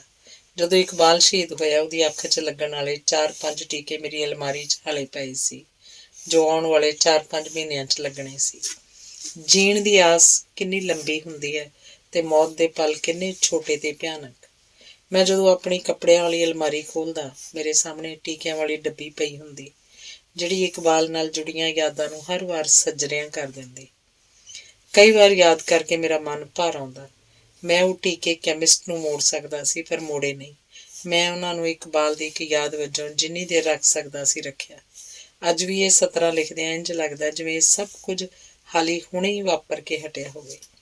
ਉਦੋਂ ਤਾਂ ਕਈ ਵਾਰ ਉਹਦੇ ਪੌੜੀਆਂ ਚੜ੍ਹਦੇ ਦੀ ਪੈਰਾਂ ਦੀ ਦਗੜ ਦਗੜ ਦਾ ਭੁਲੇਖਾ ਪੈਂਦਾ ਸੀ। ਇਹ ਸਤਰਾਂ ਲਿਖ ਕੇ ਸ਼ਾਇਦ ਮੇਰੇ ਉਸ ਪ੍ਰਤੀ ਫਰਜ਼ ਦੀ ਮਾੜੀ ਮੋਟੀ ਪੂਰਤੀ ਹੋ ਗਈ ਹੋਵੇ। ਜੇਕਰ ਤੁਸੀਂ ਇਸ ਤਰ੍ਹਾਂ ਸਮਝੋ ਤਾਂ ਮੈਂ ਆਪਣੇ ਆਪ ਨੂੰ ਥੋੜ੍ਹਾ ਬਹੁਤ ਆਪਣੇ ਫਰਜ਼ ਤੋਂ ਸੁਰਖਰੂ ਸਮਝਾਂਗਾ। ਧੰਨਵਾਦ। ਅਗਲਾ ਲੇਖ ਹੈ ਬਲਦੇਵ ਮਾਨ ਬਾਰੇ। ਕਪੂਰਥਲੇ ਦੀ ਭੂਆ ਸੀ, ਨਾਨਕ ਸਿੰਘ ਦੀ ਭੂਆ ਵਰਗੀ, ਜਿਹਨੂੰ ਆਪਣੇ ਭਤੀਜੇ ਦੇ ਆਉਣ ਦੀ ਸਦਾ ਉਡੀਕ ਰਹਿੰਦੀ। ਪਰ ਉਹ ਕਿਤੇ ਹੀ ਭਾਵੇਂ ਆਇਆ ਹੋਵੇ। ਇਹ ਗੱਲ ਮੈਨੂੰ ਨਿਰਵੈਰ ਨੇ ਦੱਸੀ ਸੀ। ਨਿਰਵੈਰ ਨੇ ਕਪੂਰਥਲੇ 'ਚ ਜਦੋਂ ਇਸਤਰੀ ਸਭਾ ਬਣਾਈ ਤਾਂ ਸਬੱਬੀਆਂ ਦੀ ਭੂਆ ਵੀ ਮੈਂਬਰ ਬਣ ਗਈ। ਉਹ ਬੜੀ ਦਲੇਰ ਔਰਤ ਸੀ। ਉਹਦਾ ਘਰ ਵਾਲਾ ਪੈਪਸੂ ਰੋਡਵੇਜ਼ ਡਰਾਈਵਰ ਸੀ। ਸ਼ਰਾਬ ਬਹੁਤ ਪੀਂਦਾ ਸੀ। ਘਰ ਪੈਸਾ ਨਹੀਂ ਸੀ ਦਿੰਦਾ। ਘਰ ਦਾ ਇੱਕੋ ਇੱਕ ਕਮਾਊ ਜੇਕਰ ਇਸ ਰਾਹ ਤੇ ਤੁਰ ਪਵੇ ਤਾਂ ਘਰ ਦਾ ਦਰਵਾਜ਼ਾ ਪੁੱਠੇ ਪਾਸੇ ਲੱਗ ਜਾਂਦਾ ਹੈ। ਆਪਣੀ ਪਤੀ ਦੀ ਇਸ ਆਦਤ ਦੇ ਵਿਰੁੱਧ ਉਹ ਜਦੋਂ ਖੜੀ ਹੋਈ ਤਾਂ ਸਭ ਹੈਰਾਨ ਸਨ। ਅਖੀਰ ਡਿਪੂ ਮੈਨੇਜਰ ਨੇ ਆਰਡਰ ਕਰ ਦਿੱਤਾ ਕਿ ਤਨਖਾਹ ਉਹਦੇ ਘਰ ਵਾਲੇ ਦੀ ਥਾਂ ਉਹਨੂੰ ਦਿੱਤੀ ਜਾਵੇ। ਉਹਦੀ ਦਲੇਰੀ ਤੇ ਹੌਸਲੇ ਨੇ ਇੱਕ ਘਰ ਟੁੱਟਣ ਤੋਂ ਬਚਾ ਲਿਆ।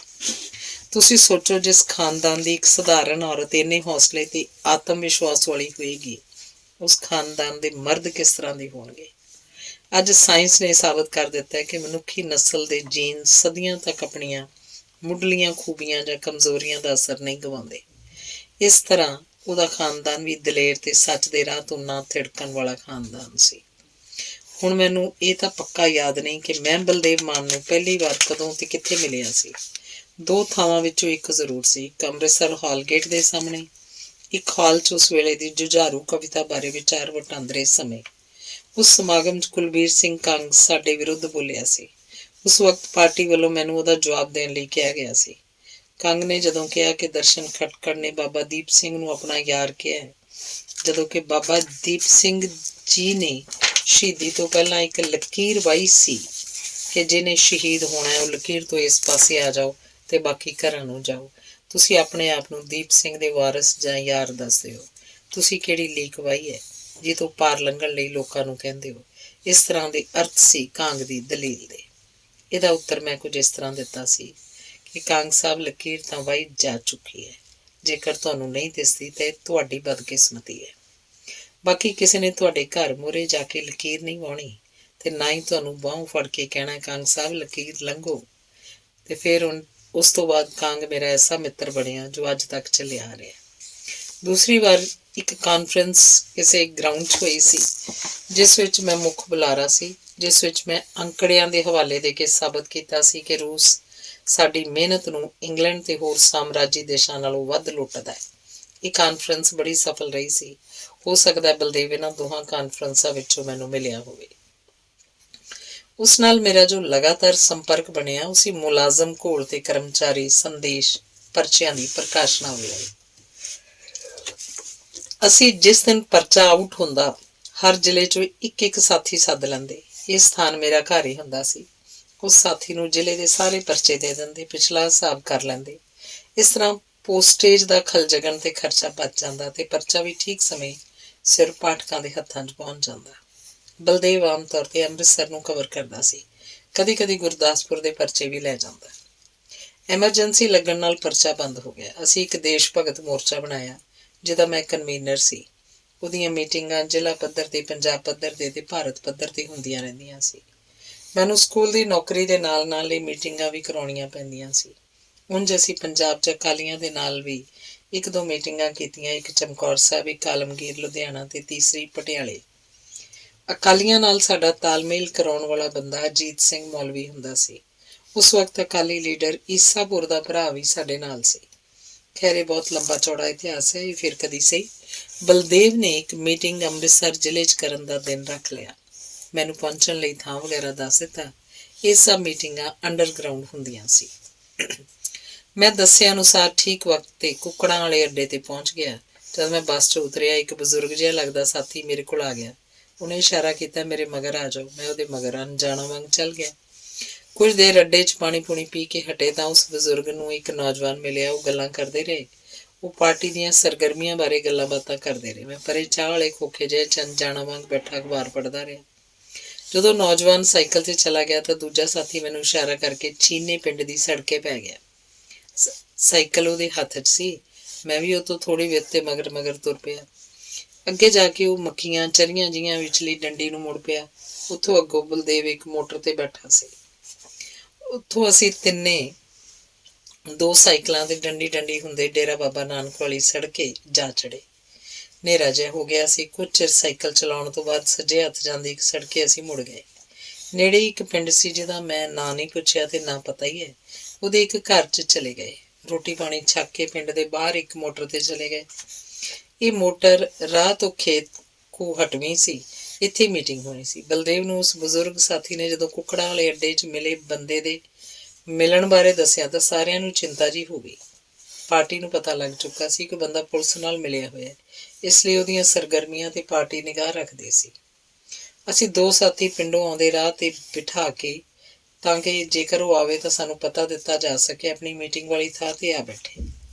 10-11 ਵਜੇ ਮੀਟਿੰਗ ਸ਼ੁਰੂ ਹੋਈ। ਹਾਲੇ 2 ਕੁ ਘੰਟੇ ਹੋਏ ਸੀ ਕਿ ਇੱਕ ਮੁੰਡਾ ਦੌੜਾ ਆਇਆ। ਉਹਨੇ ਦੱਸਿਆ, ਬੰਦਾ ਤੁਹਾਨੂੰ ਲੱਭਦਾ ਫਿਰਦਾ ਇੱਧਰ ਆ ਰਿਹਾ ਸੀ ਕਿ ਦੂਸਰਾ ਸਾਥੀ ਉਹਨੂੰ ਘਰ ਮੋੜ ਕੇ ਲੈ ਗਿਆ। ਅਸੀਂ ਮੀਟਿੰਗ ਦਾ ਜੋ ਰਹਿੰਦਾ ਕੰਮ ਸੀ ਅਗਲੀ ਮੀਟਿੰਗ ਦੇ ਛੱਡ ਕੇ ਅਗਲੀ ਮੀਟਿੰਗ ਦੀ ਥਾਂ ਤੇ ਟਾਈਮ ਫਿਕਸ ਕਰਕੇ ਕੱਲਾ ਉੱਥੋਂ ਖਿਸਕ ਗਏ। ਮੈਨੂੰ ਜਿਸ ਘਰ 'ਚ ਲੈ ਕੇ ਗਏ ਉੱਥੇ ਜਾ ਕੇ ਅਸੀਂ ਚਾਹ ਪੀਤੀ। ਸਵੇਰ ਦੇ 3 ਵੱਜ ਚੁੱਕੇ ਸੀ। 4 ਵਜੇ ਡੇਰਾ ਬਾਬਾ ਨਾਨਕ ਤੋਂ ਚੰਡੀਗੜ੍ਹ ਦੀ ਬੱਸ ਕੁੱਕੜਾਂਵਾਲੀ ਤੋਂ ਫੜਨ ਲਈ ਬਲਦੇਵ ਮੈਨੂੰ ਸਾਈਕਲ ਤੇ ਬਿਠਾ ਕੇ ਬੱਸ ਚੜ੍ਹਾ ਕੇ ਚਲਾ ਗਿਆ। ਮੈਂ ਸਵੇਰੇ 7 ਵਜੇ ਸਕੂਲ ਵੀ ਪਹੁੰਚਣਾ ਸੀ। ਅਗਲੀ ਮੀਟਿੰਗ ਛੀਨੇ ਹੋਣੀ ਨੀਅਤ ਹੋਈ ਸੀ। ਮੈਂ ਵਕਤ ਸਿਰ ਕੁੱਕੜਾਂਵਾਲੇ ਅੱਡੇ ਤੋਂ ਤੇ ਬੱਸੋਂ ਜਾ ਉਤਰਿਆ। ਅੱਡੇ ਤੇ ਬਲਦੇਵ ਮੇਰੀ ਉਡੀਕ ਕਰ ਰਿਹਾ ਸੀ। ਅਸੀਂ ਸਾਈਕਲ ਤੇ ਪਿੰਡ ਪਹੁੰਚ ਗਏ। ਪਿੰਡ ਦੀਆਂ ਤੰਗ ਗਲੀਆਂ ਵਿੱਚੋਂ ਦੀ ਹੁੰਦੇ ਅਸੀਂ ਇੱਕ ਘਰ ਦੀ ਜੋੜੀ ਮੂਹਰੇ ਜਾ ਰੁਕੇ। ਉੱਪਰ ਚੁਬਾਰੇ 'ਚ ਜਾ ਕੇ ਚਾਹ ਪਾਣੀ ਪੀ ਕੇ ਬਾਕੀ ਸਾਥੀਆਂ ਦੀ ਉਡੀਕ ਕਰਨ ਲੱਗ ਪਏ। ਥੋੜ੍ਹੀ ਦੇਰ ਬਾਅਦ ਬਿੱਲੂ ਵੀ ਆ ਗਿਆ। ਰੋਟੀ ਖਾਂਦਿਆਂ ਕਰਦਿਆਂ ਬਾਕੀ ਸਾਥੀਆਂ ਨੂੰ ਉਡੀਕਦਿਆਂ ਕਾਫੀ ਹਨੇਰਾ ਹੋ ਗਿਆ।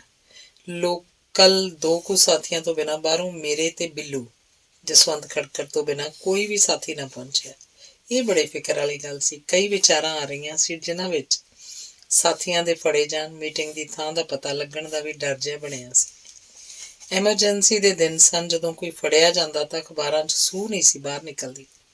ਸਾਥੀ ਦੇ ਘਰ ਤਾਲਮੇਲ ਹੋਣ ਤੋਂ ਹੀ ਪਤਾ ਲੱਗਦਾ ਸੀ ਕਿ ਫਲਾਣਾ ਫੜਿਆ ਗਿਆ।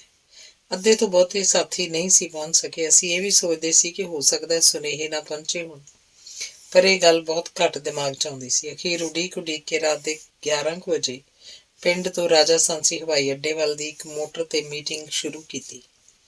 ਮੀਟਿੰਗ ਇੱਕ ਡਰ ਤੇ ਫਿਕਰ ਦੇ ਰਲਵੇਂ ਮਿਲਵੇਂ ਪਰਛਾਵੇਂ ਹੇਠ ਸ਼ੁਰੂ ਹੋਈ ਸੀ। ਹਰ ਇੱਕ ਦੇ ਅਚੇਤ ਮਨ 'ਚ ਸਾਥੀਆਂ ਦੇ ਮੀਟਿੰਗ 'ਚ ਨਾ ਪਹੁੰਚ ਸਕਣ ਦੇ ਸ਼ੰਕੇ ਜਿਹੇ ਸੀ। ਗਰਮੀ ਬੜੀ ਸੀ। ਕੁਝ ਝੋਨੇ ਲੱਗੇ ਸੀ, ਕਈ ਹਾਲੀ ਲੱਗ ਰਹੇ ਸੀ, ਕਈਆਂ ਨੇ ਕੱਦੂ ਕੀਤੇ ਹੋਏ ਸੀ। ਕਮਾਦੀਆਂ, ਮੱਖੀਆਂ, ਚਰੀਆਂ ਦੇ ਬੁੱਤ ਚੜੇ ਹੋਏ ਸੀ। ਅਸੀਂ ਮੋਟਰ ਦੇ ਕੋਠੇ ਤੇ ਬੈਠੇ ਸੀ। ਸਾਨੂੰ ਪੌੜੀ ਤਾਂ ਨਹੀਂ ਸੀ ਪਰ ਉਸ ਉਮਰ 'ਚ ਜਿਹਨੂੰ ਕੰਧਾਂ ਟੱਪਣ ਦੀ ਉਮਰ ਕਹਿੰਦੇ ਆ, ਉਸ ਉਮਰ 'ਚ ਕੋਠਾ ਕੋਈ ਖਾਸ ਉੱਚਾ ਨਹੀਂ ਸੀ। ਜੁੱਤੀਆਂ, ਪਜਾਮੇ ਤੇ ਕਮੀਜ਼ ਲਾ ਕੇ ਰੱਖੇ ਹੋਏ ਸੀ। ਕਿਸੇ ਖਾਸ ਖਤਰੇ ਵੇਲੇ ਭੱਜਣ ਲਈ ਸਭ ਕੁਝ ਤਿਆਰ। ਜਿੱਥੇ ਅਸੀਂ ਬੈਠੇ ਸੀ ਉੱਥੋਂ ਕੁੱਕੜਾਂ ਵਾਲੇ ਅੱਡੇ ਵੱਲ ਅੰਬਾਂ ਦਾ ਬਾਗ ਸੀ, ਜਿੱਥੇ ਬਾਗ ਦਾ ਰਾਖਾ ਚਮਗਿੱਦੜਾਂ ਨੂੰ ਭਜਾਉਣ ਲਈ ਕਦੀ ਹੋਕਰਾਂ ਮਾਰਦਾ ਸੀ। ਬਾਗ 'ਚ ਉਸ ਕੋਲ ਕੁੱਤੇ ਵੀ ਸੀ। ਸਾਡੇ ਸੱਜੀ ਬਾਹੀ ਵਾਲੀ ਇੱਕ ਕੱਚੀ ਸੜਕ ਸੀ ਜੋ ਬਹੁਤੀ ਨਹੀਂ ਸੀ ਚੱਲਦੀ। ਸਾਹਮਣੇ ਰਾਜਾ ਸਾਂਸੀ ਦਾ ਹਵਾਈ ਅੱਡਾ ਸੀ ਤੇ ਪਿਛਲੇ ਪਾਸੇ ਛੀਨਾ ਪਿੰਡ, ਜਿੱਥੋਂ ਕਦੀ ਚੌਕੀਦਾਰ ਦੀ ਹੋਕਰ ਜਾਗਦੇ ਰਹੋ ਸੁਣਦੀ ਸੀ। ਅਸੀਂ ਖਤਰੇ ਵੇਲੇ ਅੰਬਾਂ ਦੇ ਬਾਗ ਵੱਲ ਭੱਜਣ ਦਾ ਫੈਸਲਾ ਕਰਕੇ ਮੀਟਿੰਗ ਸ਼ੁਰੂ ਕਰ ਲਈ। ਹਾਲੇ ਘੰਟਾ ਕੋਈ ਮੀਟਿੰਗ ਸ਼ੁਰੂ ਕੀਤੀ ਨੂੰ ਹੋਇਆ ਸੀ ਕਿ ਸੱਜੇ ਹੱਥ ਦੇ ਕੱਚੇ ਰਾਹ ਪਿੰਡ ਵੱਲੋਂ ਇੱਕ ਆਦਮੀ ਹੱਥ 'ਚ ਬੈਟਰੀ ਲਈ ਆਉਂਦਾ ਦਿਸਿਆ। ਸਾਰਿਆਂ ਦਾ ਧਿਆਨ ਉੱਧਰ ਲੱਗ ਗਿਆ। ਮੀਟਿੰਗ ਦੀ ਕਾਰਵਾਈ ਰੁਕ ਗਈ। ਲਪੇਟਿਆ ਲੀੜਾ ਕੱਪੜਾ, ਜੁੱਤੀ ਹੋਰ ਕੋਲ ਕਰ ਲਿਆ। ਬੈਟਰੀ ਵਾਲਾ ਖੇਤ ਕੁ ਦੀ ਵਿੱਥ ਤੋਂ ਰਾਹ ਸਾਡੇ ਕੋਲ ਦੀ ਲੰਘ ਗਿਆ। ਅਸੀਂ ਸਾਹ ਰੋਕ ਕੇ ਬੈਠੇ ਰਹੇ। ਫਰਲਾਂਗ, 1.5 ਫਰਲਾਂਗ ਜਾਂ ਵੱਧ ਵੀ ਹੋ ਸਕਦਾ ਜਾ ਕੇ ਉਹਨੇ ਚਾਰੋਂ ਪਾਸੇ ਬੈਟਰੀ ਨਾਲ ਕੁਝ ਵੇਖਿਆ। ਫਿਰ ਉਹਨੇ ਜਿੱਧਰੋਂ ਆਇਆ ਸੀ ਉਸ ਪਾਸੇ ਨੂੰ ਮੂੰਹ ਕਰਕੇ 3 ਵਾਰ ਬੈਟਰੀ ਉੱਪਰ ਥੱਲੇ ਕੀਤੀ। ਉਸ ਤੋਂ ਜਲਦੀ ਬਾਅਦ ਪਿੰਡ ਦੀ ਸੱਜੀ ਬਾਹੀ ਦੇ ਬਾਹਰੋਂ ਇੱਕ ਟਰੱਕ ਸਟਾਰਟ ਹੋਇਆ। ਜਦੋਂ ਟਰੱਕ ਨੇ ਲਾਈਟਾਂ ਜਗਾਈਆਂ ਤੇ ਕੱਚੇ ਰਾਹ ਤੇ ਤੁਰਿਆ, ਅਸੀਂ ਕੋਠੇ ਤੋਂ ਛਾਲਾਂ ਮਾਰਦੀਆਂ। ਸਾਰੇ ਜਣੇ ਇੱਕੋ ਪਾਸੇ ਵੱਲ ਅੰਬਾਂ ਦੇ ਬਾਗ ਵੱਲ ਭੱਜ ਤੁਰੇ। ਤਾਜ਼ੇ ਲੱਗੇ ਝੋਨੇ ਦੇ ਖੇਤ 'ਚ ਕੱਦੂ ਕੀਤੇ ਗਾਰੇ 'ਚ ਖੁੱਭਦੇ ਅਸੀਂ ਸਾਹ ਹੋਏ ਕੱਛਾਂ 'ਚ ਕੱਪੜਿਆਂ, ਜੁੱਤੀਆਂ ਦੀਆਂ ਪੋਟਲੀਆਂ ਸੰਭਾਲੀ ਇੱਕ ਚਰੀ ਦੇ ਖੇਤ 'ਚ ਜਾ ਲੁਕੇ। ਚਰੀ ਤੋਂ 2 ਕੁ ਖੇਤ ਅੱਗੇ ਅੰਬਾਂ ਦਾ ਬਾਗ ਸੀ। ਸਾਰੇ ਜਣੇ ਸਾਹ ਵੀ ਉੱਚੀ ਨਹੀਂ ਸੀ ਲੈਂਦੇ। ਟਰੱਕ ਜਿਸ ਕੋਠੇ ਉੱਤੇ ਅਸੀਂ ਬੈਠੇ ਸੀ ਉਹਦੇ ਪਾਸ ਦੀ ਲੰਘ ਗਿਆ। ਅਸੀਂ ਚੁੱਪਚਾਪ ਵੇਖ ਰਹੇ ਸੀ। ਫਸਲਾਂ 'ਚ ਬੇਂਡਿਆਂ ਦਾ ਸੰਗੀਤ ਕਾਲੀ ਰਾਤ ਦੀ ਚੁੱਪ 'ਚ ਵਿਘਨ ਪਾ ਰਿਹਾ ਸੀ।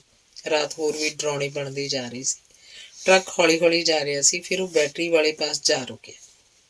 ਟਰੱਕ ਨੇ ਸਰਚ ਲਾਈਟ ਮਾਰੀ, ਚਾਰੇ ਪਾਸੇ ਵੇਖਿਆ। ਹੁਣ ਸਾਨੂੰ ਯਕੀਨ ਹੋ ਗਿਆ ਕਿ ਉਹ ਸਾਨੂੰ ਹੀ ਲੱਭ ਰਹੇ ਹਨ। ਫਿਰ ਟਰੱਕ 'ਚੋਂ ਕੁਝ ਮਨੁੱਖੀ ਆਕਾਰ ਉਤਰੇ। ਉਹ ਇੱਧਰ ਉੱਧਰ ਘੁੰਮਣ ਲੱਗੇ। ਫਿਰ ਦਿਮਾਗ 'ਚ ਆਇਆ, ਸ਼ਾਇਦ ਕਿਸੇ ਦਾ ਪੁਲਿਸ ਮੁਕਾਬਲਾ ਬਣਾਉਣ ਲੱਗੇ ਹਨ। ਆਕਾਰ ਤੇਜ਼ ਘੁੰਮ ਰਹੇ ਸੀ। ਅਸੀਂ ਸਾਹ ਰੋਕੀ ਬੈਠੇ ਸੀ। ਅਚਾਨਕ ਬਿੱਲੂ ਨੂੰ ਆਪਣੇ ਸੁਭਾਅ ਵਾਂਗ ਇੱਕ ਗੱਲ ਸੁੱਝੀ। ਜਿੱਥੇ ਅਸੀਂ ਬੈਠੇ ਸੀ ਉਸ ਵੱਟ ਦੇ ਨਾਲ ਨਹਿਰ ਦਾ ਖਾਲ ਵਗਦਾ ਸੀ, ਜਿੱਥੇ ਫੇਰਾ ਮਾਰਨ ਵਾਲਾ ਕੋਈ ਵੀ ਕਦੋਂ ਵੀ ਆ ਸਕਦਾ ਸੀ। ਬਿੱਲੂ ਕਹਿਣ ਲੱਗਾ, ਬਲਦੇਵ, ਜੇ ਖਾਲ ਤੇ ਗੇੜਾ ਮਾਰਨ ਵਾਲਾ ਕੋਈ ਭਾਊ ਆ ਗਿਆ ਫੇਰ ਆਪਣੀ ਖੈਰ ਨਹੀਂ। ਪੁਲਿਸ ਦੀ ਗੋਲੀ ਨਾਲ ਤਾਂ ਅਸੀਂ ਭਾਵੇਂ ਨਾ ਮਰੀਏ, ਪਰ ਭਾਊਆਂ ਦੀ ਗੋਲੀ ਤੋਂ ਬਚਣਾ ਮੁਸ਼ਕਿਲ ਹੀ ਲੱਗਦਾ ਹੈ। ਉਹਦੀ ਇਸ ਗੱਲ ਨੇ ਗੰਭੀਰਤਾ ਹਲਕੀ ਕਰਤੀ। ਕਿਸੇ ਸੱਪ ਜਾਂ ਹੋਰ ਜ਼ਹਿਰੀਲੇ ਜੀਵ ਜੰਤੂ ਦਾ ਵੀ ਕੋਈ ਡਰ ਨਹੀਂ ਸੀ। ਖਾਲ ਤੇ ਗੇੜਾ ਮਾਰਨ ਵਾਲੇ ਭਾਊ ਕੋਲ ਕਹੀ ਭਾਵੇਂ ਹੋਵੇ ਜਾਂ ਨਾ, ਬੰਦੂਕ ਜ਼ਰੂਰ ਹੁੰਦੀ ਸੀ।